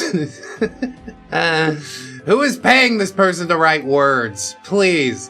He says, "Heh, I write male pregnancy fanfiction, and I'm working on a gay male pregnancy novel as well." Oh, neat. There's probably a market for that, I think, but yeah, again, I'm not really sure how to respond to that. I'm gonna change the topic now, if that's okay with you. Like, that's the only thing you've left me with. I don't know how to bounce back. I'm like sort of hesitant to feed it to the gubbins, but it's really interesting, and yeah, I want to hear what they have to say. Mr. Pixie Pants want make internet smush. We think that sword hit wrong artery. Brain leaking out of ears now. Gubbins. What'd you say? I couldn't hear. My brain was leaking out my ears. How about you, Dark One? The plot thickens. Much like the ankles of a man in his third trimester of imagination impregnation. Dark Gubbins. Imagination impregnation is... that's dastardly, dude. I like that a lot. Nice job. I don't have anything more to put towards this, so I'm just gonna back out of the room slowly, and we'll see what else we find. This next interaction's super weird. Chick comes in and says, "Hey, what's up?" Nope says, "Well, firstly, sorry about the delay. I got food poisoning this morning. I'm not stupid enough to not message someone like ya." Yeah, except that's exactly what you did. "I'm doing good, Ma. How are you doing?" And she says, "Just here, chillin'." Great. The fucking nothing conversation. Nobody's actually interested in this interaction is the most fascinating part. You're both participating, but like just barely. I don't think the relationship's gonna work out personally. Just from what I've seen in my experiences. Don't let me define your outlook or future, but trust me when I say that this shit is doomed. OPS, "Do you drive a BMW E30? And she says, "No. You could just ask which one I drive, buddy. Don't assume. I hate men like you for real. Conversation's done. Have a good night, bro." Okay. So you don't drive that car, is what. I'm glad we established that, even if it cost barely interacting with this person. Nothing ventured, nothing gained. Faint heart, never won, fair maid. That's what I know. But yeah, when you ask about her BMW, that's just too far. I guess it's maybe presumptuous, she thought. She wanted you to ask about which car. I don't know, just try and do the mystery thing better next time, I guess. Men, we don't know what we did. I don't know what I did wrong, but I'll try and fix it. Okay, great. Next post. Oh my god, this one is, it's heavy. Alright. Dude says, "I'm heading to Spain tomorrow." And then OP, I guess, sends a gift that says, "Still not interested." Oh no, he sent that. But only because he has a question about the girl in the gif. And the question is, do you think she'd give me a bag of her poo to sniff?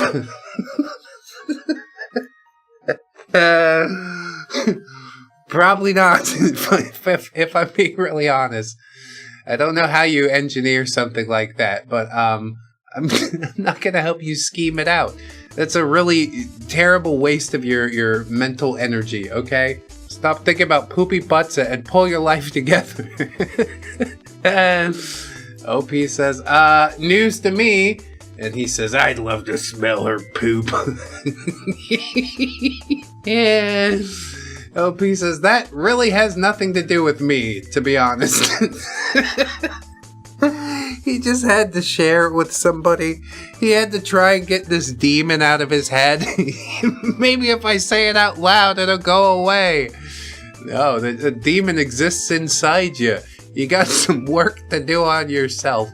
I guess it's a harmless thing or whatever with consenting partners and such, but like just some random chick you saw in a GIF, and now you're hyper obsessing about her doo-doo. Like, the world is fucking falling out.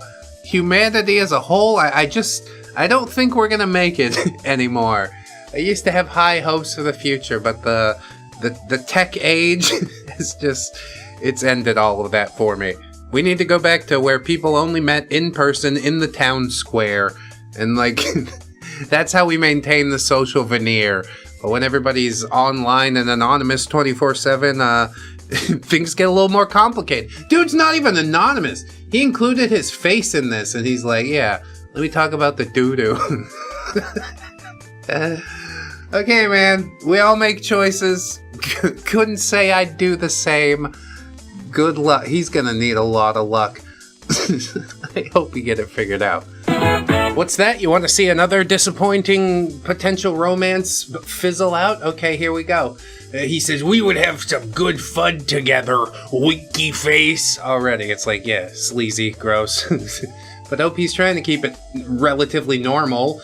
She says, I've never been to Texas, but I'd love to go. Was the food really good there? Oh my god, Texas barbecue, don't even get me started. It's so savory and smoky. Like, I like something with a little heat to it, you know? I don't fuck with any of that sweet barbecue, thank you very much. But Texas barbecue, probably the king. Yes, go, get some now. She continues, haha, maybe because you've never typed the name blank in your phone ever. I hope we'd have some fun. What are you looking for on here? And he says, yeah, I like Texas. I can't quite recall the food, but the people are good. Yeah, well, that's nice, I guess. I just want to clarify, by people, you mean like people you met on the internet to smush your genitals with? Or like you had normal human interactions at one point? And I only say that because his next message is, I'm looking for a woman who's naughty and wants to explore and spend time together and build something that is fired by desires, passion, and togetherness. I'm a horny dude with a high sex drive, and I want a woman who isn't scared of making me hers. Yeah, Thanks for laying all that out on the table. It probably would have been better served after the first date at some point. Try the third, fourth, fifth date before we even start discussing stuff like this. Like, I'm glad you know that about yourself and are so open and willing to share it, but I'm pretty disgusted by it. As if that wasn't bad enough, he wants to add on, you look like my type of naughty. And as I write this, the blood is pumping to a certain part of my body. Oh, fuck. Tell me no more. Please, stop it! I ain't even going near that. I just asked you about Texas barbecue. Why we gotta take it in this direction? I don't understand. I don't understand what well, I do understand what the motivation is. But yeah, not gonna fucking happen here, buddy boy. Gubbins, how would you handle this situation? Me see thirst so strong it could water desert of rejection. Only thing he ever make moan is his own hand. And even hand bored now. Gubbins. Yeah, hand's not the only one. This guy was droll and rote and uninteresting and predictable. Basically from like the first little glimpse I got where he's like, we'd have fun together, wink. I'm like, yeah, I know what this is. I know what you're about. Get away from me, please. How about you, Dark One? The scent of desperation rises like cheap brisket on a rusted barbecue. Overcooked, underseasoned, and begging to be put out of its misery. The loneliness drips from him like spoiled grease, thick, rancid, and self-inflicted. I feast on his silent suffering. Dark Gubbins. I mean, silent suffering is good, but I prefer, the wails of pain and whatnot, but I guess we gotta take what we can get sometimes. Hey, friendo, can I get some of that money? Here comes the money. Here we go. Money talk. Here comes the money. He unmatched me.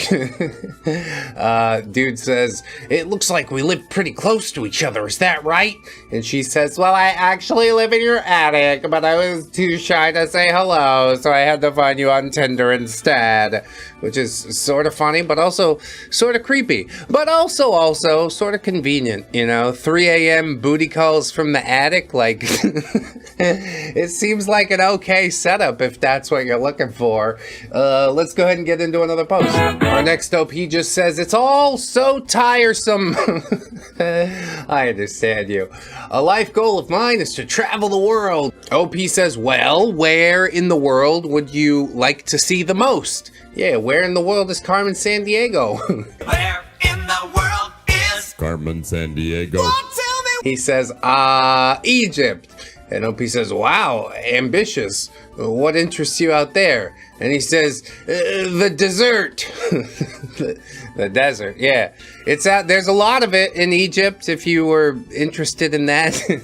What kind of desserts do you think they have in the desert? I bet it's a bunch of pecan sandies. Oh, I'm not gonna waste the gubbinses on this one either. Next post. This next OP asks, should I just see how it goes? Yeah, I mean, probably. You're there for a reason, right? He says, greetings. I hope my message finds you well. In the spirit of a lot of your noted qualities being in my favor, but now all. I see no better quality to start with than being confident, direct, but neither being applied in a vacuum. Bro, what the fuck are you talking about? First, off the jump, I don't know what you're getting at. Those qualities only grow if question yourself on how all things can evolve. I feel like I'm having a stroke. What are you talking about? Done so differently is functionally no different than a pet rock, and equally monotonous in their conviction to the contrary. He just like put a thesaurus through a shredder, and he's like, I guess these words go together. With all that said, I'll never understand how we went to functioning as a global society that eliminated polio, because it wasn't hard to reach 3 simple conclusions. We're born, we die, and we'll gladly risk a reduced between the two if meaning it gave future generations one day better than their own. Yeah, curing polio was a good thing. I guess we can agree on that. What the fuck? And now, we have a large number of people gladly letting Bigfoot shove horse medication up their asses. Actually believing that they're the persecuted ones, fully vaccinated, and currently looking to cure stupid, which has become our generation's polio battle. Eye roll emoji. Oh, I see what's going on here. You're mad at the anti-vaxxers, okay? Okay, finally, something that we can hang our hat on, I guess. You still talk like your brain just came fresh out of the microwave, though. Having said all of that, and being a person who loathes the idea of doing the same thing more than twice without change, makes me on the outside of your noted gun owner. I don't take issue with that being a deal breaker, because I believe in the Second Amendment conversation is the biggest mass acceptance and indicator of being a small dick narcissistic fuck, talking about the world while only living 5 miles outside a circle forged by generations of being too lazy to escape inbreeding. Yeah, that's why you own guns, because you're all just inbred rednecks. How about I want to defend my things and my family? I'll go ahead and agree with you with the anti-vax stuff. I think that's dumb as shit, but being against guns, how could you ever? He's like, duh, I think only the government and military should have guns. Oh yeah, good luck with all that. Look back through history and see how that's gone. To me, guns should be the most difficult tool a person ever has access to using. The same way I wouldn't let my friends use a table saw, because they're almost guaranteed to lose a finger. I mean, not if you do it correctly. What the fuck are you talking about, dude? You're just scared of everything. That's what you are. I got you pegged. You're a coward. You're scared to live your own life. Oh, don't use a table saw. You might cut your finger off. Don't be a fucking moron and you won't cut your finger off. It truly is that easy. Polio. I had polio. Oh, I'm sorry. Oh, no, of course, because I work in the landmine factory and I have no arms, and surely I must be no good at my job. Now I'm getting hot under the collar. I have guns that used for hunting and carry value in the memory of them than functionality. Yeah, you just hang them on your wall? You're an idiot. What kind of gun do you got? A muzzle loader? He's like, oh no, I missed shooting that deer. I guess I'll sit here for 15 minutes and try to reload. They collected dust, and they provide no use in a break-in than reach and plunging my skill saw in to defend myself. Oh yeah, table saws aren't for cutting wood, they're for cutting burglars. That's why he's so scared that his friends are gonna cut their fingers off, because he only uses his skill saw for cutting burglars. Only narcissism can justify the ultimate sin in my mind, that hypocrisy. They stand and claim, this is mine and you can pry it from my cold dead hands, but you're so insecure of your literal domain that you require a gun under your pillow? You're somehow dumber and less able to navigate the intricacy of a person with little to no knowledge. Fuck me! I'll be real honest with you, I think your brain is fucked in more ways than I care to count, okay? It's not an issue of intelligence or anything like that. Trying to brand it as insecurity, that's just fucking insane. If a criminal can come to your house with a gun, why would you not want to be equally armed? Can you answer me that? You're a coward. You'd rather bend over backwards for the criminal. Here, just take my stuff and don't hurt me, and leave yourself at their mercy? Fuck that. I'm opening fire. The best home defense system is Mr. Mossberg, okay? That's what I know.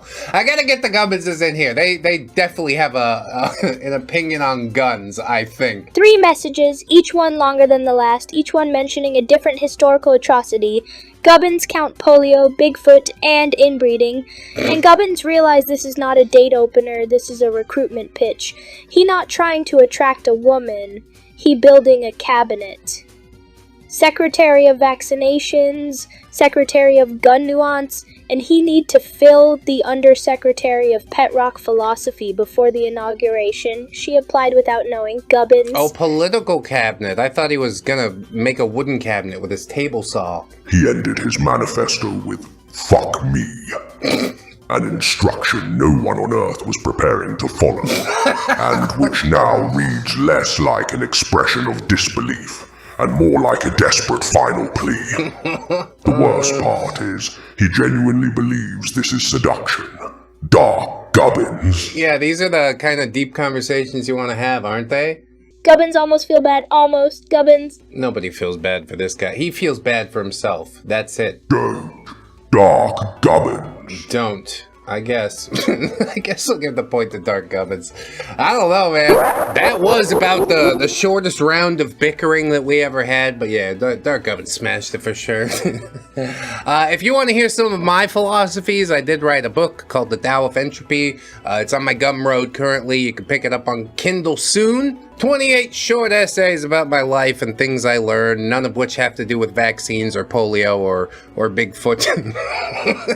But who knows? Maybe for the next one, you know? This is volume 1, but I might do a second one. Just wanted to get the plug in there right up front. Sign up on the Patreon and YouTube memberships. I appreciate ya. And we'll move into the next post. Oh, and to answer OP's question, see where it goes? No. I take all that back. Don't do it. Our next OP asks, where do I sign up? This is Ania. And she says, I'm sorry, I don't think you would be interested then. I'm looking for someone to support me financially with a platonic relationship. Oh, so you just hand over money and get shit in return? Okay then. OP says, yeah, that's totally understandable. And she says, are you interested?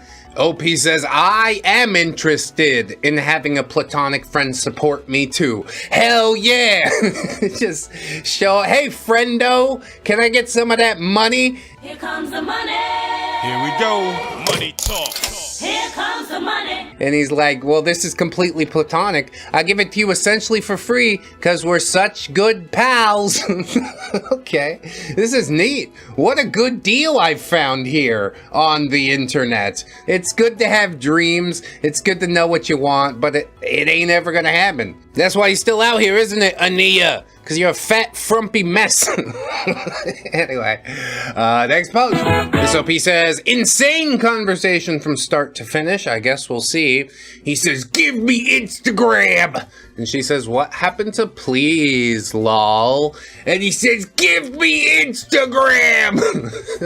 I think it's owned by Meta. You're going to need to talk to Zuckerberg to gain control of Instagram. OP says, how drunk are you? And he says, no! Well, I guess it was, you know, short, mercifully short at the very least. I don't even know if I'd count it as insane. If this is as insane as your life gets, like, it must be a pretty droll life, if I'm honest. I see more insane things on a regular Tuesday. Oh my god, he asked for my Instagram. Isn't that so crazy? No, it isn't. You're fucking boring. Goodbye. Next post. Our next OP just says, too far? And before I even see it, I'm gonna say probably not. Go further. She says, the way to win me over is to unfollow every girl for me. I am dead serious. Yeah, well, that's... I don't think that's gonna happen. OP says, ma'am, you have deep-seated trust issues that need to be resolved and healed before getting into a relationship, so go see a therapist or find someone you trust to talk to about your insecurities. Best of luck and Godspeed! I don't think that was too far. I think that's like a bit of friendly advice, trying to pull somebody off the dating market that really just lowers the value of the entire dating market, you know? Like, sure, you haven't been a problem for me yet, but that's only because I saw you in passing. Some people might gloss over this response, but I'm glad you didn't, OP. You saw that bullet coming from a mile out. Well played. Next post. This OP says, I found a gem! So I guess we'll see. Like Gem and the Holograms? That's a show from the 80s nobody's watched in many years. My bio, American and Indian, I guess. Are you taller than your dad? And you look like your mom? Good at maths or physics? And you like video games and guitar? Swipe left! Thank you! Taller than your dad, look like your mom. Are those like mutually exclusive? I don't understand. I look kind of like my mom. I do like video games and guitar too. So I guess, yeah, just swipe left. It's fine. I don't care what I'm missing here. Probably not much if we're honest. They say, I'm not into hookups. Swipe left if you're looking for one. And I do not share personal details on Bumble, so don't ask. Simple as that. You can compliment, and then they have a bunch of shit. Why is that a gem? Can I ask you that? I understand you're using gem here ironically, but like it wasn't even that entertaining or hilarious. So I'm gonna have to get the Gubbinses in here to make it entertaining. Go ahead, boys. Gubbins also wants make a list of requirements for potential friend. Must be taller than Gubbins' uncle. Must not whistle indoors. Must have tried a mango. Gubbins posts this list on community board at laundromat. 0 response. Aww. Gubbins add more requirement. Still 0. Yeah, that's how it works. Gubbins eventually realized the laundromat closed in 2018, and Gubbins been taping notes to a locked door for 4 years. Anyway, the point is, she looking for fun, casual dates in the same bio where she banned video games and check your parents' bone structure, which is fine. Gubbins just want to say the laundromat is now a parking lot. Gubbins. Does the parking lot have a mango tree in it? We could go try the mangoes. Are you taller than your dad? She is not screening for a partner. She is conducting eugenics with a smiley face. The pair, at the end of every restriction, is doing the work of 1,000 therapy sessions she will never attend. Dark Gubbins. Pretty good. It's pretty good. I like, you know, eugenics is always hilarious, but I think this time the point's gonna go to Gubbins. Why not, you know? Still not at all a gem in any way, good or bad. I'll die on that hill, but whatever. Sometimes we get what we get, so let's see what the randomizer pulls us next, huh? SOP asks, chat, did I cook? Let me know if I cooked, chat. You only have one arm, he says. Brother, it took me so long to figure it out. That's hella cool, not gonna lie. Yeah, what's cooler than disfigurement? Look, I'm sorry, I didn't mean to offend you. Let's just drop this and move on. Oh yeah, I'll drop it with my no arms, you insensitive piece of poop! It got pulled off by a threshing machine. That's fucking metal as hell, man. She says, Lamau, you didn't notice at first? And he says, no. And she says, thanks, I am pretty cool. And he says, yeah, it took me a while, not gonna lie. More than I'd like to admit. Is this why you take so long to answer? She says, that's crazy. I like that one a lot. Finally. Oh, yes. I mean, you miss 100% of the shots you don't take, all right? I'm pretty sure this shot was like directly into your own foot, but I don't know. Maybe she likes it on some level. You never can tell. Humanity's a rich tapestry. If you knock her sense of self-worth down just a little bit more, who knows? You might stand a chance. Good luck with it. Next post. SOP wants to share a pickup line with a 99% success rate. It's, hey, want to steal my comfiest hoodie? She surely does. They always do. She says, what the fuck? Yeah. And OP says, sweet. But you got two choices though. Do you prefer burgundy or like more of an olive green? And she says olive green, I'd say, or whichever one's bigger. And OP says, all right. I'll be sure to wear that on our first date. Speaking of, when is that? And she says, yeah, pretty smooth. And I gotta say, it is. Although, probably not worth the price of a sweater. We're gonna go out on the date, I'll pay for the fucking meal, and I lose a sweater? Jesus. I don't think there's any winning in a situation like that. I don't think even with the 99% success rate that I'd be willing to do this. Buy your own sweater, bitch. I don't know what's wrong with you. They sell sweaters basically everywhere. You can go and get one anytime you want, but no, you want this one. Well, I'm gonna make sure it smells like my armpits. How about that? Have fun with my onion sweater.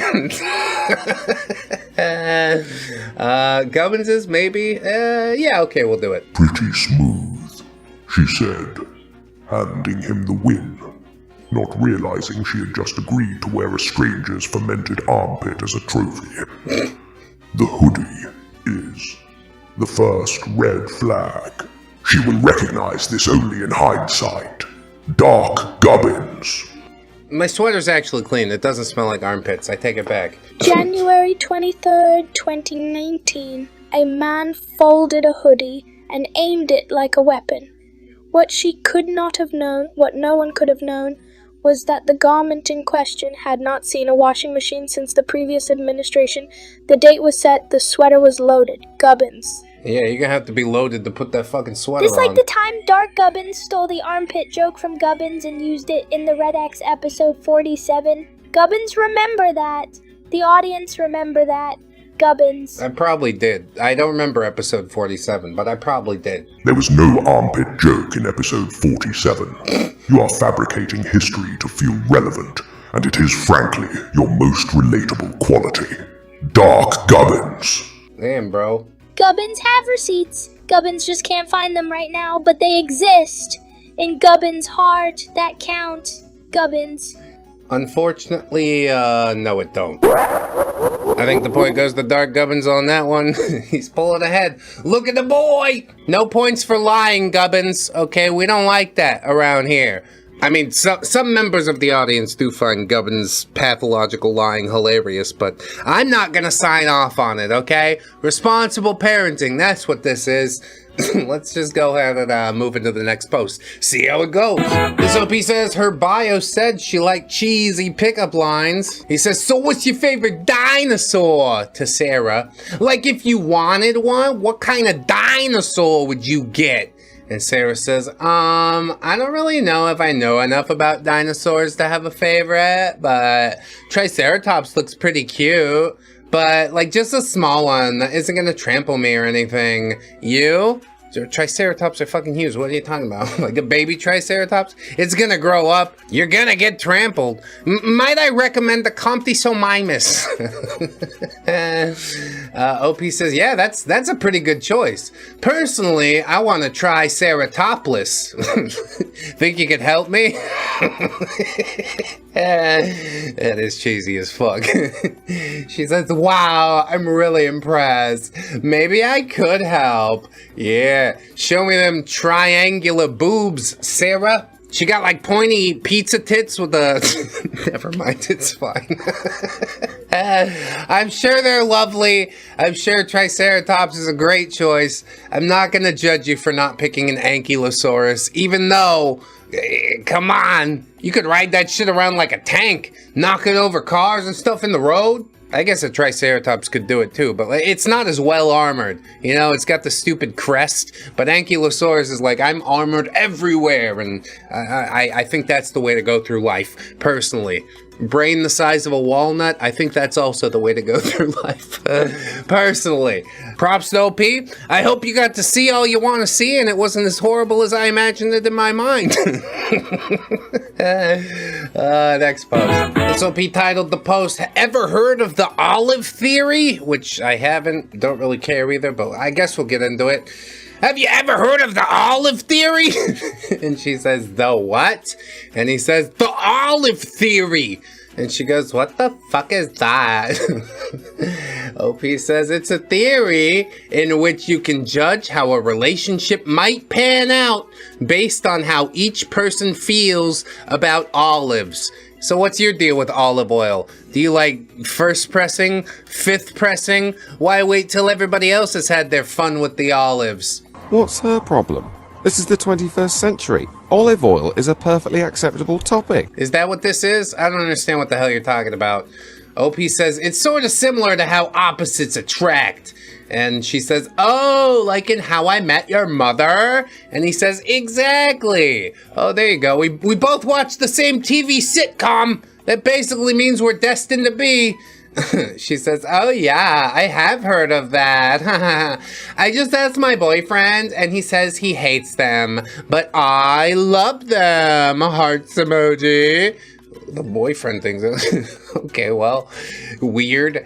OP says, well, shit. There's never a third option for the third person to take. Yes, there is. I feel middling about olives. That means you're gonna have to be the center in the sandwich though, OP, which I don't know. I guess depends what you're into, whatever. She says, who said me and him want a third person in this olive theory? OP says, I'm sorry, I'm just assuming that since you're on a dating app. And she says, no, I'm just cheating on him.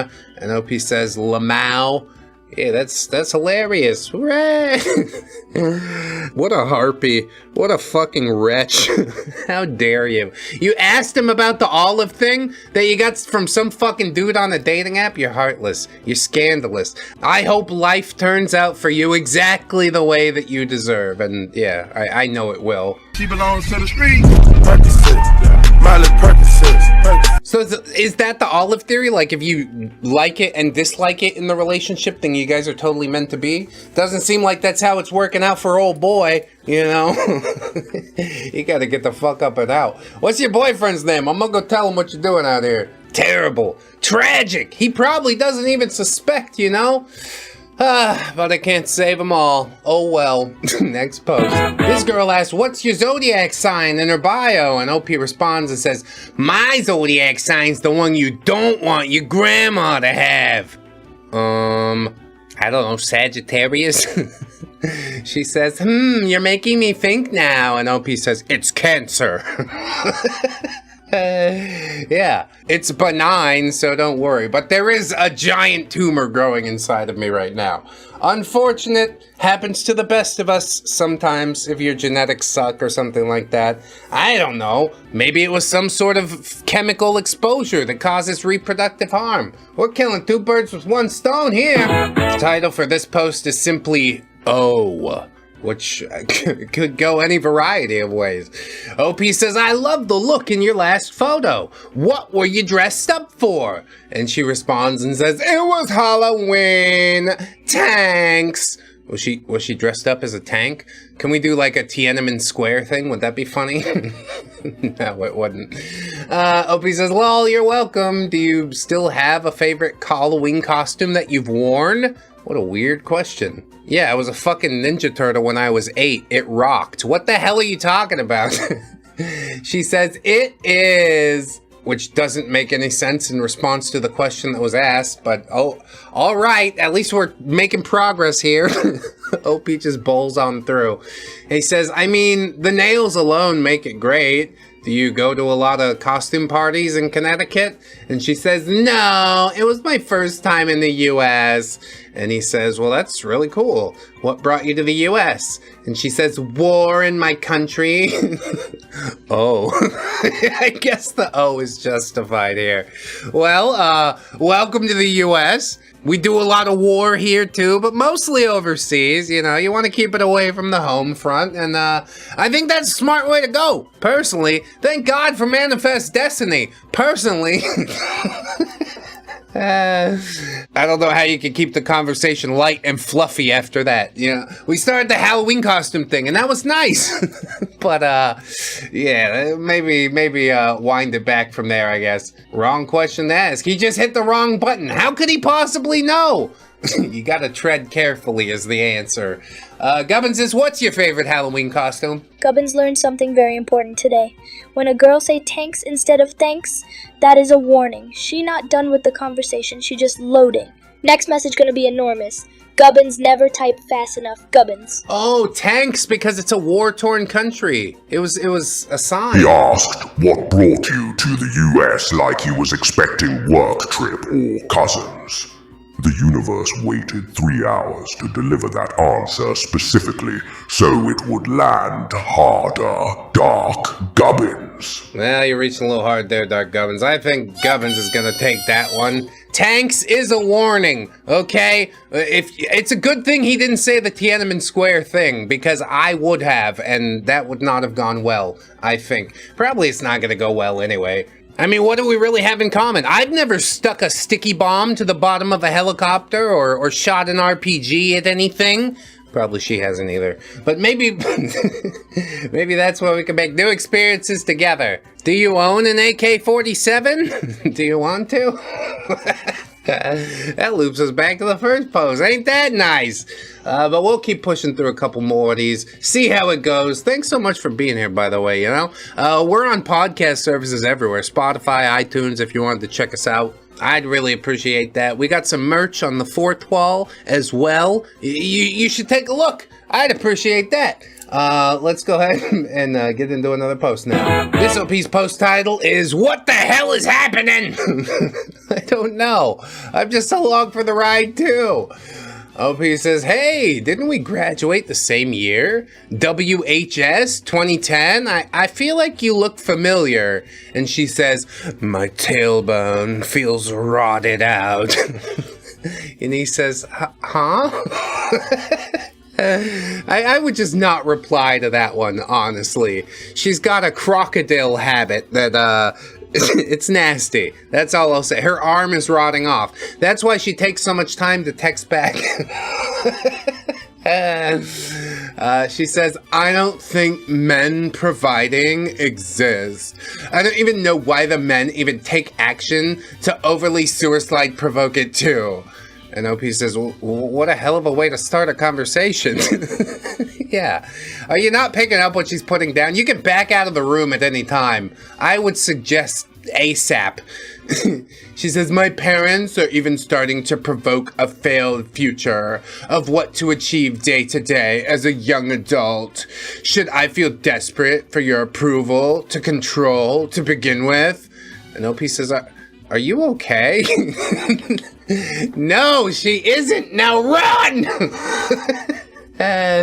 But he didn't. At least, I guess, mercifully, she didn't reply, or the conversation died there. Mercifully! I don't care if you went to the same high school. She's gone down a bad choice road, all right? You don't want to participate in that. So we found each other on a dating app. Oh, that means we have to match. Nah, it doesn't. You respond to my greeting with news of your rotting tailbone, and I just unmatch. I don't feel the need to say anything about it. I'm just like, okay, I disappear into the ether then. That shit what you got going on is way too weird for me. Bye-bye. Good luck. Bye-bye. It's a weird title. OP titled it Skin Babies. Babies in your skin? Is that like scabies? My scabies babies. Gross. She says, lots of breweries I've heard. Shame I don't like beer. Lol. So, how bad do you want kids? Lol. Just because you put lol at the end doesn't make it any less unsettling. Have you guys gone on the first date? We're already talking about kids? Jesus Christ. I can't with all this. Alright? Give me a fucking break. Opie says, yeah, there are a few breweries, although unfortunately, one just closed down a few months ago. Oh yeah, I love that anonymous brewery that I never went to. Opie says, I very much do want kids, and I had a feeling this might be an issue that we don't agree on. If you're set on really not having kids, then this isn't gonna work long term. She says, yeah, I'm definitely not in the market for skin babies. Happy hunting! Skin baby, like fur babies is what she wants, but you can't. Gross. How dehumanizing. How horrible. What the hell are you talking about? Skin babies? No, they're just normal babies. They're human babies. Sorry, babies. There's just too many of you, apparently. You fucking maniac. I think you dodged a bullet with this one, OP. I don't like the cut of her jib at all. She's like, yeah, I want to nurture a thing, but only if it's gonna die in like 15 or 20 years. Like, if you're lucky. A lot of dogs out here in the Philippines, they don't last 10. Which I guess, you know, it's less of a commitment. I sort of understand that on some level. But you're chopping down a branch of your family tree. You're abandoning your genetic legacy in favor of having a puppy, which I think is stupid as shit. But to each their own, you know? You lead the life you want to lead. And if it's in a house full of cats with a box of Franzia, I mean, more power to you, you know? Tell me how you feel about this, Gummins. Let's wrap this shit up. The phrase skin babies was engineered. Big pet food need women to choose cats over children. And they planted an agent, she sitting right there with her Francia box, to introduce language so repulsive that human reproduction itself get associated with the word skin. Gubbins traced this back to 2019, a focus group in Cincinnati, a whiteboard, one marketing intern with a vendetta against the human species. The brewery closing, also them. Remove the date spots, funnel everyone toward cat cafes, complete the pipeline. Gubbins. Cat cafes are good, but what if we had a cat brewery? Can the cats drink beer? She called children skin babies and followed it with happy hunting. In the same breath, she dehumanized infants and reduced courtship to wildlife management. The Franzia is not incidental. It is load-bearing. Dark Gubbins. I hate load-bearing. Why AI always has to say that shit? Wait, she say she not in the market for skin babies, but she is in the market. She on a dating app. So what she shopping for? What is the non-skin baby product? Is it a loaner, a rental situation? Gubbins need to see the terms. And, hold on, what is a Franzia box? Like a wine bag inside a cardboard cube? Gubbins. That's exactly what a box of Franzia is, yes. It is exactly that. A bag. Inside a box. You tap a little spigot. I have never fully recovered from learning this exists. Dark Gubbins. Personally, I take the bladder out and just drink from that. I don't need the box. A spigot. Wine with plumbing. Gubbins forgot everything about the text. Gubbins only think about the spigot now, Gubbins. Open your mouth. Drink from the spigot! I think Gubbins is a little confused because he doesn't realize that a dating app is not just for children. You know, what is she in the market for? A meat tube, but without any skin on it. That's actually horrific. That's disturbing as shit. I wish I wouldn't have said that out loud. I'll give the point to Dark Gubbins on that one, and that means today Dark Gubbins wins! You got the job, buddy! You got the job! You got the job, buddy! This guy matched with Katie. Oh, good job. She says B5, and he says, Miss, C4? She says, sorry, I thought you were a vending machine because you're a snack. You ruined it. And he said, oh, shit. Thought we were playing battleships. And she says, for fuck's sake. I mean, I'd rather the childhood. What happened in your childhood, Katie, that you didn't get to play battleships? You never landed on Park Place? All she understands is commerce. Buying things from a machine. Oh, let me tell you. It's a glimpse into the future. Or the present, I guess, since this is like from the past. It's only gotten worse since then. Hope you're doing well, Katie. Thanks, Pop. Oh, this 2 truths and a lie thing is really difficult. You guys will never get it. I love going to the movies. I have a collection of toys for personal use, and I could speak 6 languages. Yeah, actually, I'd be surprised. You don't like going to the movies, right? That's the lie? Maybe it is. You threw me for a loop. She has 4 languages listed on her thing, so I still think it's the movies thing. I'm sure she has quite a large collection. This was where the bad dragon plug would go if I had one. Paycheck's paycheck. What you do on your time, that's completely between you and Jesus, I guess. I love going to the movies. Next post. SOP says, am I crazy or was this guy super rude for no reason? People do that on the internet. It's fine. Opening move. What's the last thing that made you smile? And OP says, you finding out E&M isn't a Myers-Briggs classification made me laugh so hard. What's the last thing that made you smile? Also, what's the next thing that will make you smile? And why is it me? Yes, your lack of mental faculties entertains me. Now let me be presumptuous and tell you about why I'm going to make you smile. It is, yeah, it's not the right vibe. You're coming at it with the wrong tone. And he says, yeah, start strong, lost me with the cat hoodie. Happy Thanksgiving, bye. OP says, it's not a hoodie, it was a Halloween costume. I was the cat's pajamas. Have a good Thanksgiving. Yes, the cat's pajamas. I bought this kitty jumper for a Halloween costume. Okay, sure, fella. I'll be honest, I don't think it was the hoodie that did it. I think you were being presumptuous and reductive towards her, and she's just like, yeah, I don't need to deal with this shit. If I'm honest, I would rather just not anymore, if that's okay. Even if it's not okay, I'm just telling you I'm not going to anymore, okay? Let's go ahead and see what the Gubbinses think of this one, shall we? He sent the cat pajama photograph. Witnesses. And somewhere a library of romantic possibility closed its doors, boarded its windows, and began quietly composting its own card catalogue. Dark Gubbins. Love it. What about the Dewey Decimal System, Dark Gubbins? You didn't think of that, did ya? Okay, Gubbins finally understand dating. You send 1 smooth question, 1 funny line, 1 slightly too far question, and then you show up in a onesie covered in 47 cats and say the word pajamas. This is the formula. Gubbins, write this down. The cats are not the problem. The cats are the closing argument. Gubbins.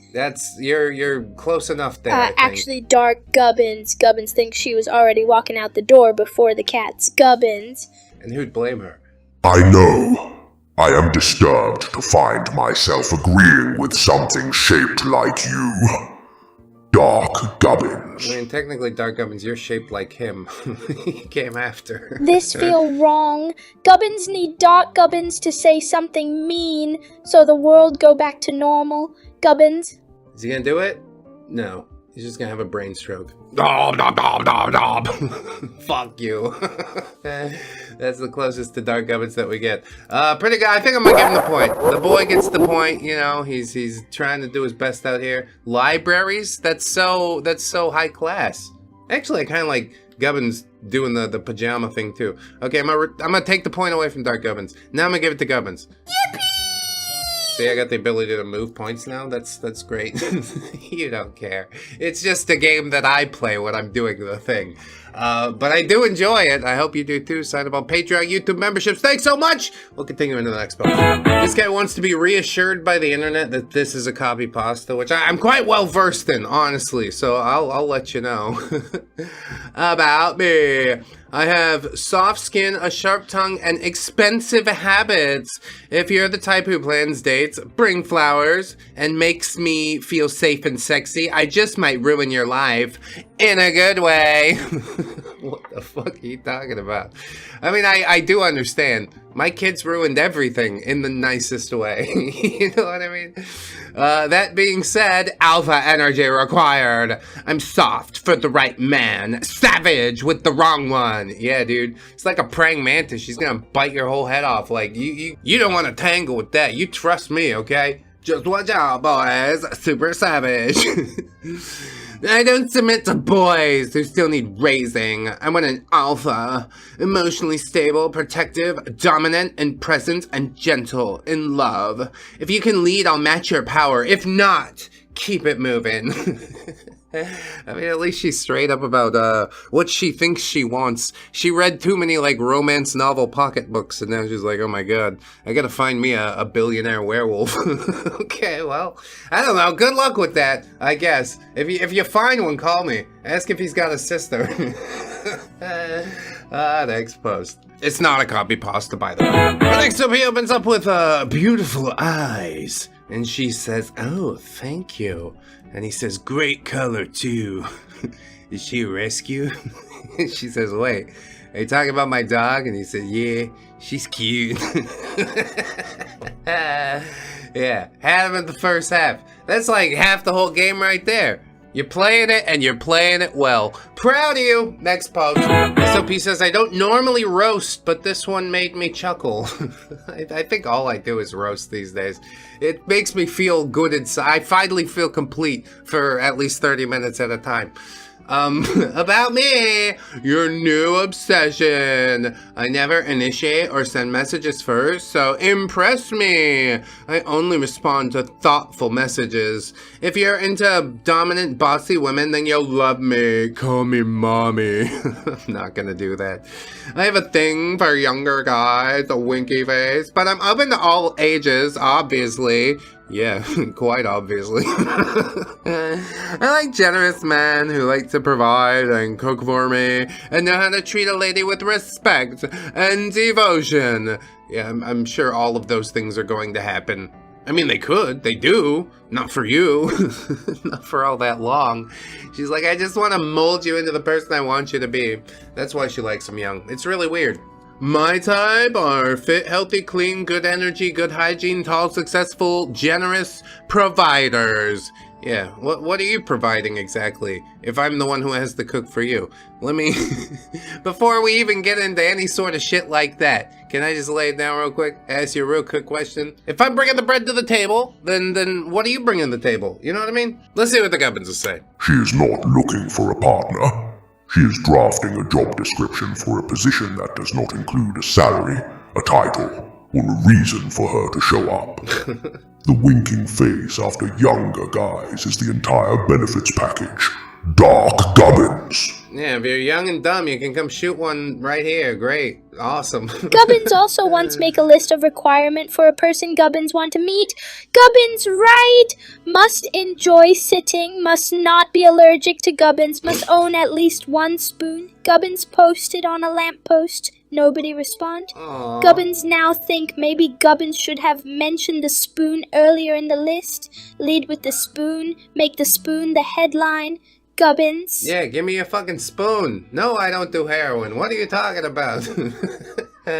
I like both of them, honestly. I feel bad for taking Dark Govern's point away earlier, so there you go. You can have it back. Now it's all tied up, huh? I should take a point away from Govins for posting love messages in real life, like Chris Chan or something, but we're not gonna go there, okay?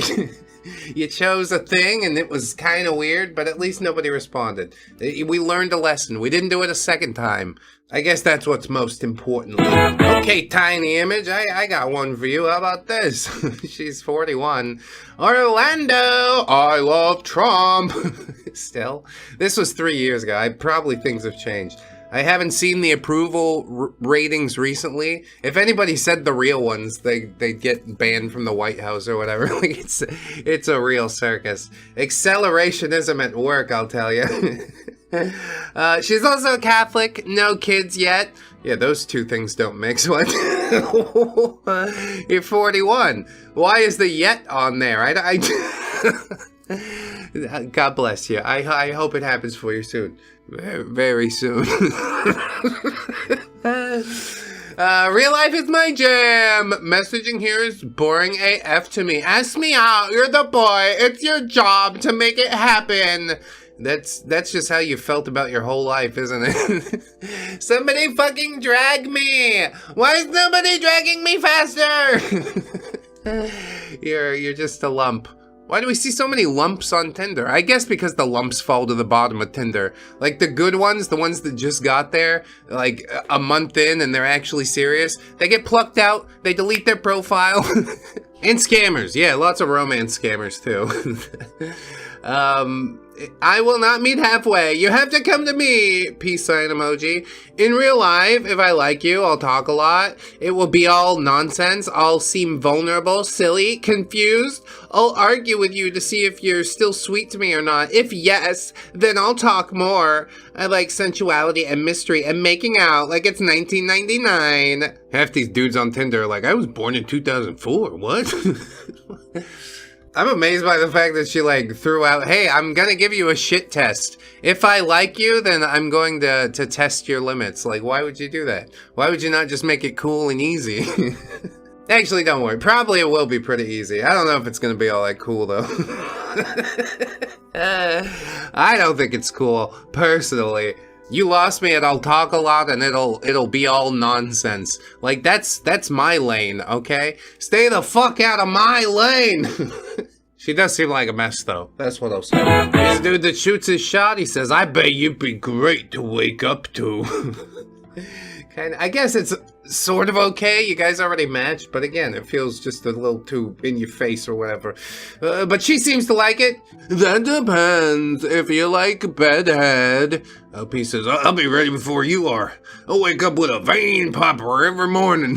And she says, well, I meant my hair, but that too. LP says, oh, oops. That's pretty funny. I mean, who doesn't wake up with bedhead? Every day I wake up with bedhead, that's a good day, all right? Yeah, we speak two different languages, men and women, I think. Or maybe if she put it all one word, bedhead? No, it doesn't help. I would never have inferred the context that she meant from that. And that's shocking to me. That made me take a step back. We really do speak two different languages. Hot damn. Well, anyway, oops. Next post. There's no P getting shot down, but he doesn't take it lying down. I sort of like that energy. He says, want to know the chances of us hooking up? And she says, 0%. And he says, well, you ever check the weather and it says 0% chance of rain, but it still rains anyway? My point is, Teresa, I'm no meteorologist, but I think Teresa chance of rain.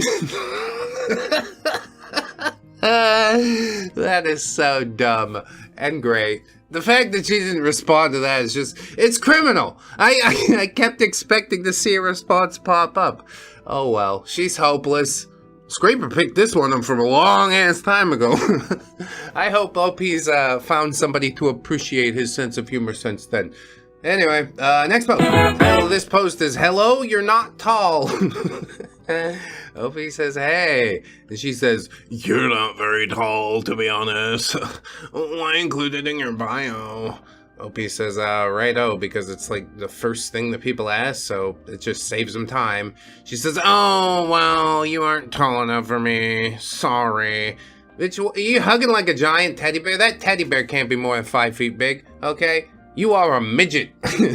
You're polluting the tall people gene pool. That's what you're doing, little goblin girl. Get out of here. Go hug your fucking dad or something. OP says, Jesus Christ, you are not hot enough to have this shit of a personality. Oh, wow. You really felt offended by that one, too. I think there's some damage on both sides here, if I'm honest. And that's just the type of post that I like to pull the Gubbinses in for. Go ahead, dudes. She will use the phrase, I have standards at a dinner party in 2020. And someone will ask what they are, and the table will go very quiet. He will screenshot this exchange and show it to a first date in 20 weeks. She will ask for the check. Dark Gubbin. He doesn't know how to say 2027. Both of you, step away from the phone, and nobody has to finish this sentence with an X. Sir, Gubbins see you typed righto, which mean you are Australian and you have survived things, crocodiles, spiders the size of a dinner plate, the entire concept of Vegemite. Do not let this be what gets you. Ma'am, put the sorry X down. The X is not helping, the X is making it worse. Gubbins begging you both to log off and go look at a eucalyptus tree until the feeling passes. Gubbins. Righto. I liked. He almost turned Australian a little bit, talking about Vegemite and stuff. But I've had too much put the thing down, Gubbins. It's hostage negotiator Gubbins, but whenever it pops up, I immediately know which one it is. So I think that loses points, honestly. That's how we have to start grading this, because both of these boys just sharpened to a razor's edge. I don't know what else I could possibly do to improve them, but I'll string them along with more points. Good job, Dark One, and nice swing, Gubbins, but, you know, you'll get them next time or some shit. Maybe not. Who knows? Who cares? Life be like that. Next post. This OP claims that this is some of his best work, and honestly, I'm glad to see it. I'm glad you're proud of something. He says a smoothie destroyer at fingeringthepoop.com hiring right now because I'm broke AF. Yeah, that's a good way to open up. Hey, I'd like to ask you on a date, but I don't have any money. Would you like to walk around the park with me? Some chicks would. She says, I'm actually the CEO, and yes, go ahead and pitch why you should work for me. OP says, wow, well, let me start out by telling you why it's such a great pleasure to actually be able to speak to you, Lauren. I've been following your career in life for the past 3 years, and it's been a beautiful journey, watching you start at line poop sniffer, and only to fight your way up to smoothie destroyer, and, like, I'm a huge fan. I'd like to think I've really sculpted my life around the core company principles you instated when you founded FIB.com. Or FIP, I guess is what I said. I think I carry the work first, play later mindset from my military family, and I could also be kind and compassionate and efficient. Be kind and compassionate and efficient. I think there's a seam there. In team leader roles. As for my work experience, I've been putting my finger in butt since like 2023, and I haven't stopped since. It's part of my nature. Not something that I can live without. Give me a smoothie, it's destroyed. Give me a butt, I'll blast it. Give me a chance, and you won't be disappointed.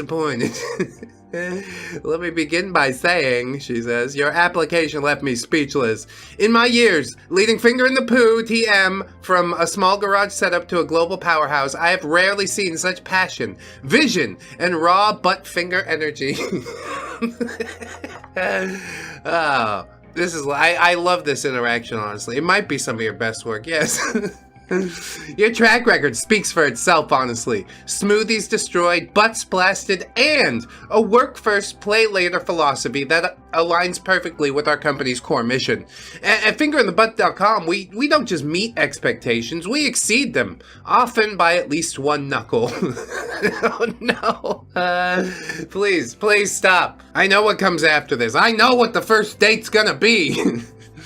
It's with great excitement that I inform you that we are moving forward to the final interview round. Oh my god, the biggest moment of my life. Please prepare a 45-minute PowerPoint presentation on finger innovation in the 21st century, followed by a live demonstration of your smoothie destruction techniques. On behalf of the entire leadership here at fingerandthepoo.com, I welcome you. The future isn't just bright, it's deeply committed. Warm regards, Lauren, CEO, fingerandthebutt.com. Also, I'm in love with you now. OP says that had to be ChatGPT. No way. I got a question though. Can my interview be in person? And she says, no. I spent 10 minutes straight writing it out.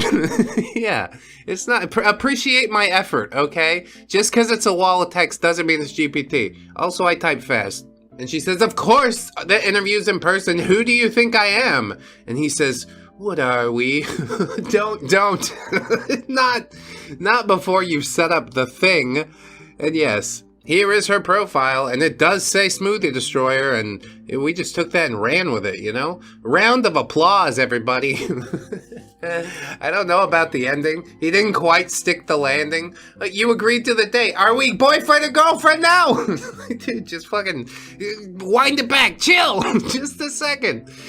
Probably he's fine. He got the job, buddy. You got the job. There's no way in hell I'm going to let this one slide past the Gummonses, so go ahead, boys.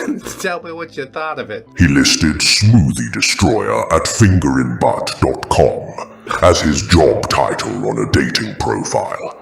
And somewhere a dictionary called fire. Witnesses. The word profession has withdrawn from the language entirely. It is gone. The field is salted. The LinkedIn servers are weeping into their own hard drives. Dark gubbins. I don't think this is from LinkedIn.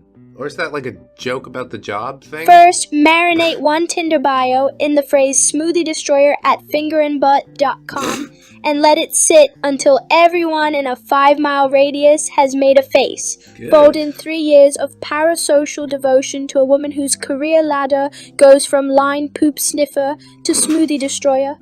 Gently, this is a delicate structure. Now here is where the recipe get interesting.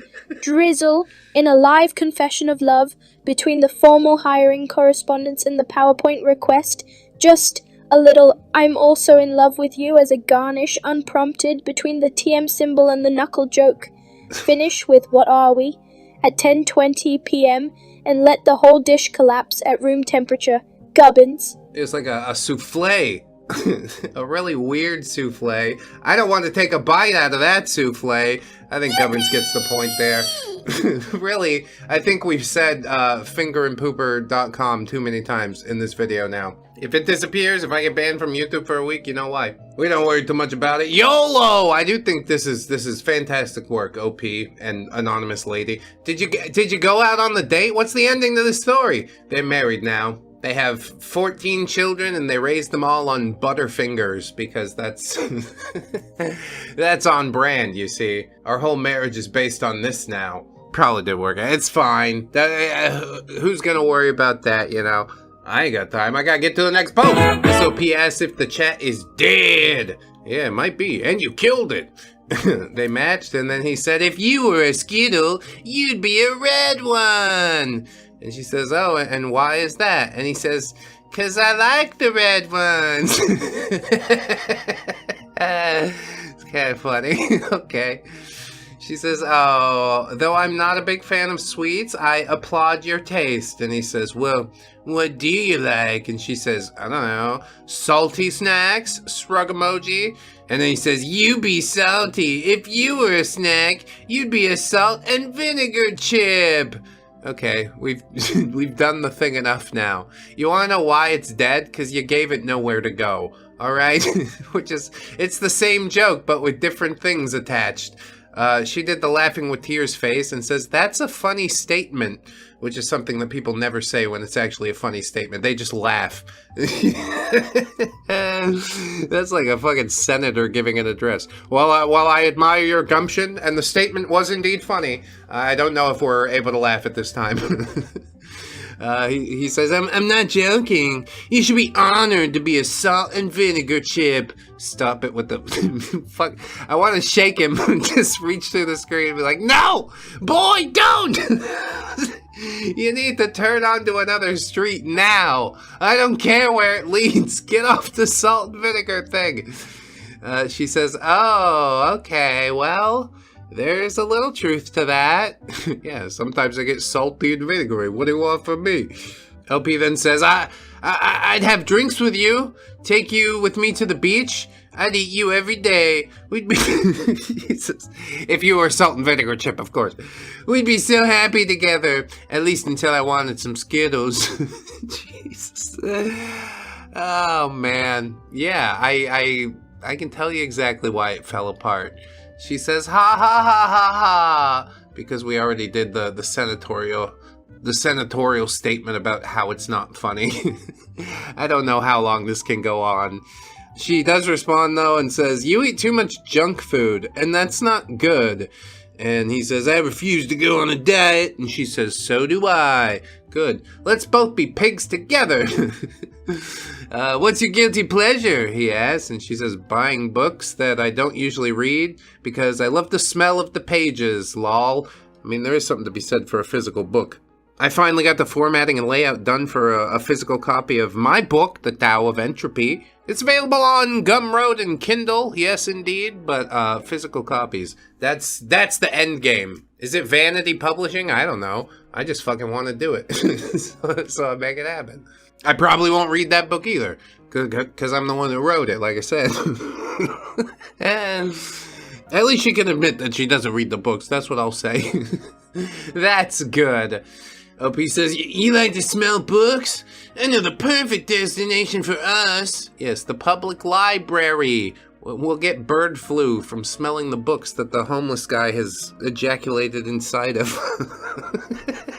No, really. The public library is a great place. You should go there, support them, donate if possible, because they don't get enough funding. That's the truth of it. The girl then says, ha ha ha, not really smell it, but I like that scent, especially on the old books. They are pretty calming, I guess. Do you read the books at all, or you just sit there and smell them? I open them on my lap and let it waft into my nostrils. Okay. Yeah, you're a pretty weird chick, aren't you? Opie says, you ever been to Mexico? And she says, no, I haven't. He says, there's a giant bookstore here in Tijuana, and their books probably smell pretty nice. Do you want to go? Yeah, I'm headed down to Rosarita next weekend. I'll see you there. Giant bookstore. Sounds fun. Yeah, there you go. Finding the inn. We finally got off the snacks thing. He's going to drag it back in. He's going to be like, let me call back to the joke. Or maybe he let it go 100% because she's like, you shouldn't eat junk food. Already you're going to police what I eat. What the fuck is this? OP says, oh, it's fun. They have more than just books. Hand over mouth. And she says, what else do they have? And OP says, I'm free Thursday night if you want to find out. I don't think she wanted to find out. Not that badly. She's like, I'll just go to the place. Then I don't have to pretend to be interested in you. No, she says, I wish, but I have work evening shift, lol. OP says, well, that's cool. Just let me know when you're free and we can go another time. Aw, wah, wah, wah. She says, for sure. They never did. PSA, throwing a Halloween house party tonight. Gonna have a DJ, light show, food and drinks. Bring your friends. And she says, that sounds fun. And OP says, definitely will be. Also, I got some old history books here, if you're interested. Yeah, I'll let you sniff them as much as you want.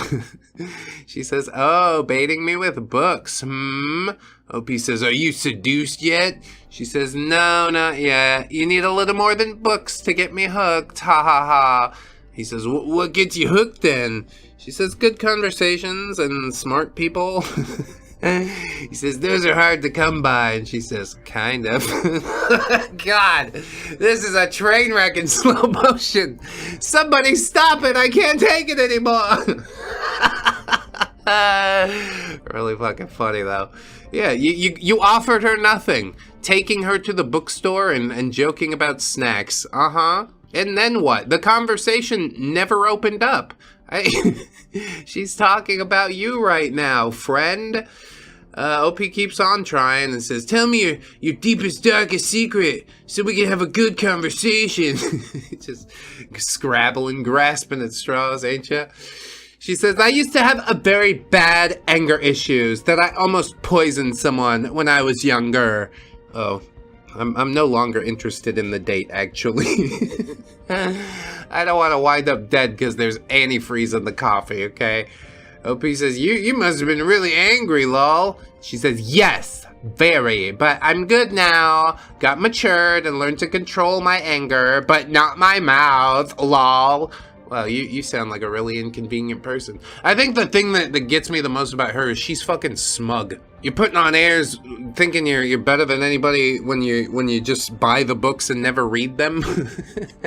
Do you want to talk about any authors? No, you don't. You just want to talk about being around books. Like that makes you a fucking something. You net negative. At least OP doesn't have shit to offer and he knows it. He's willing to risk going on a date with a girl who poisoned a dude.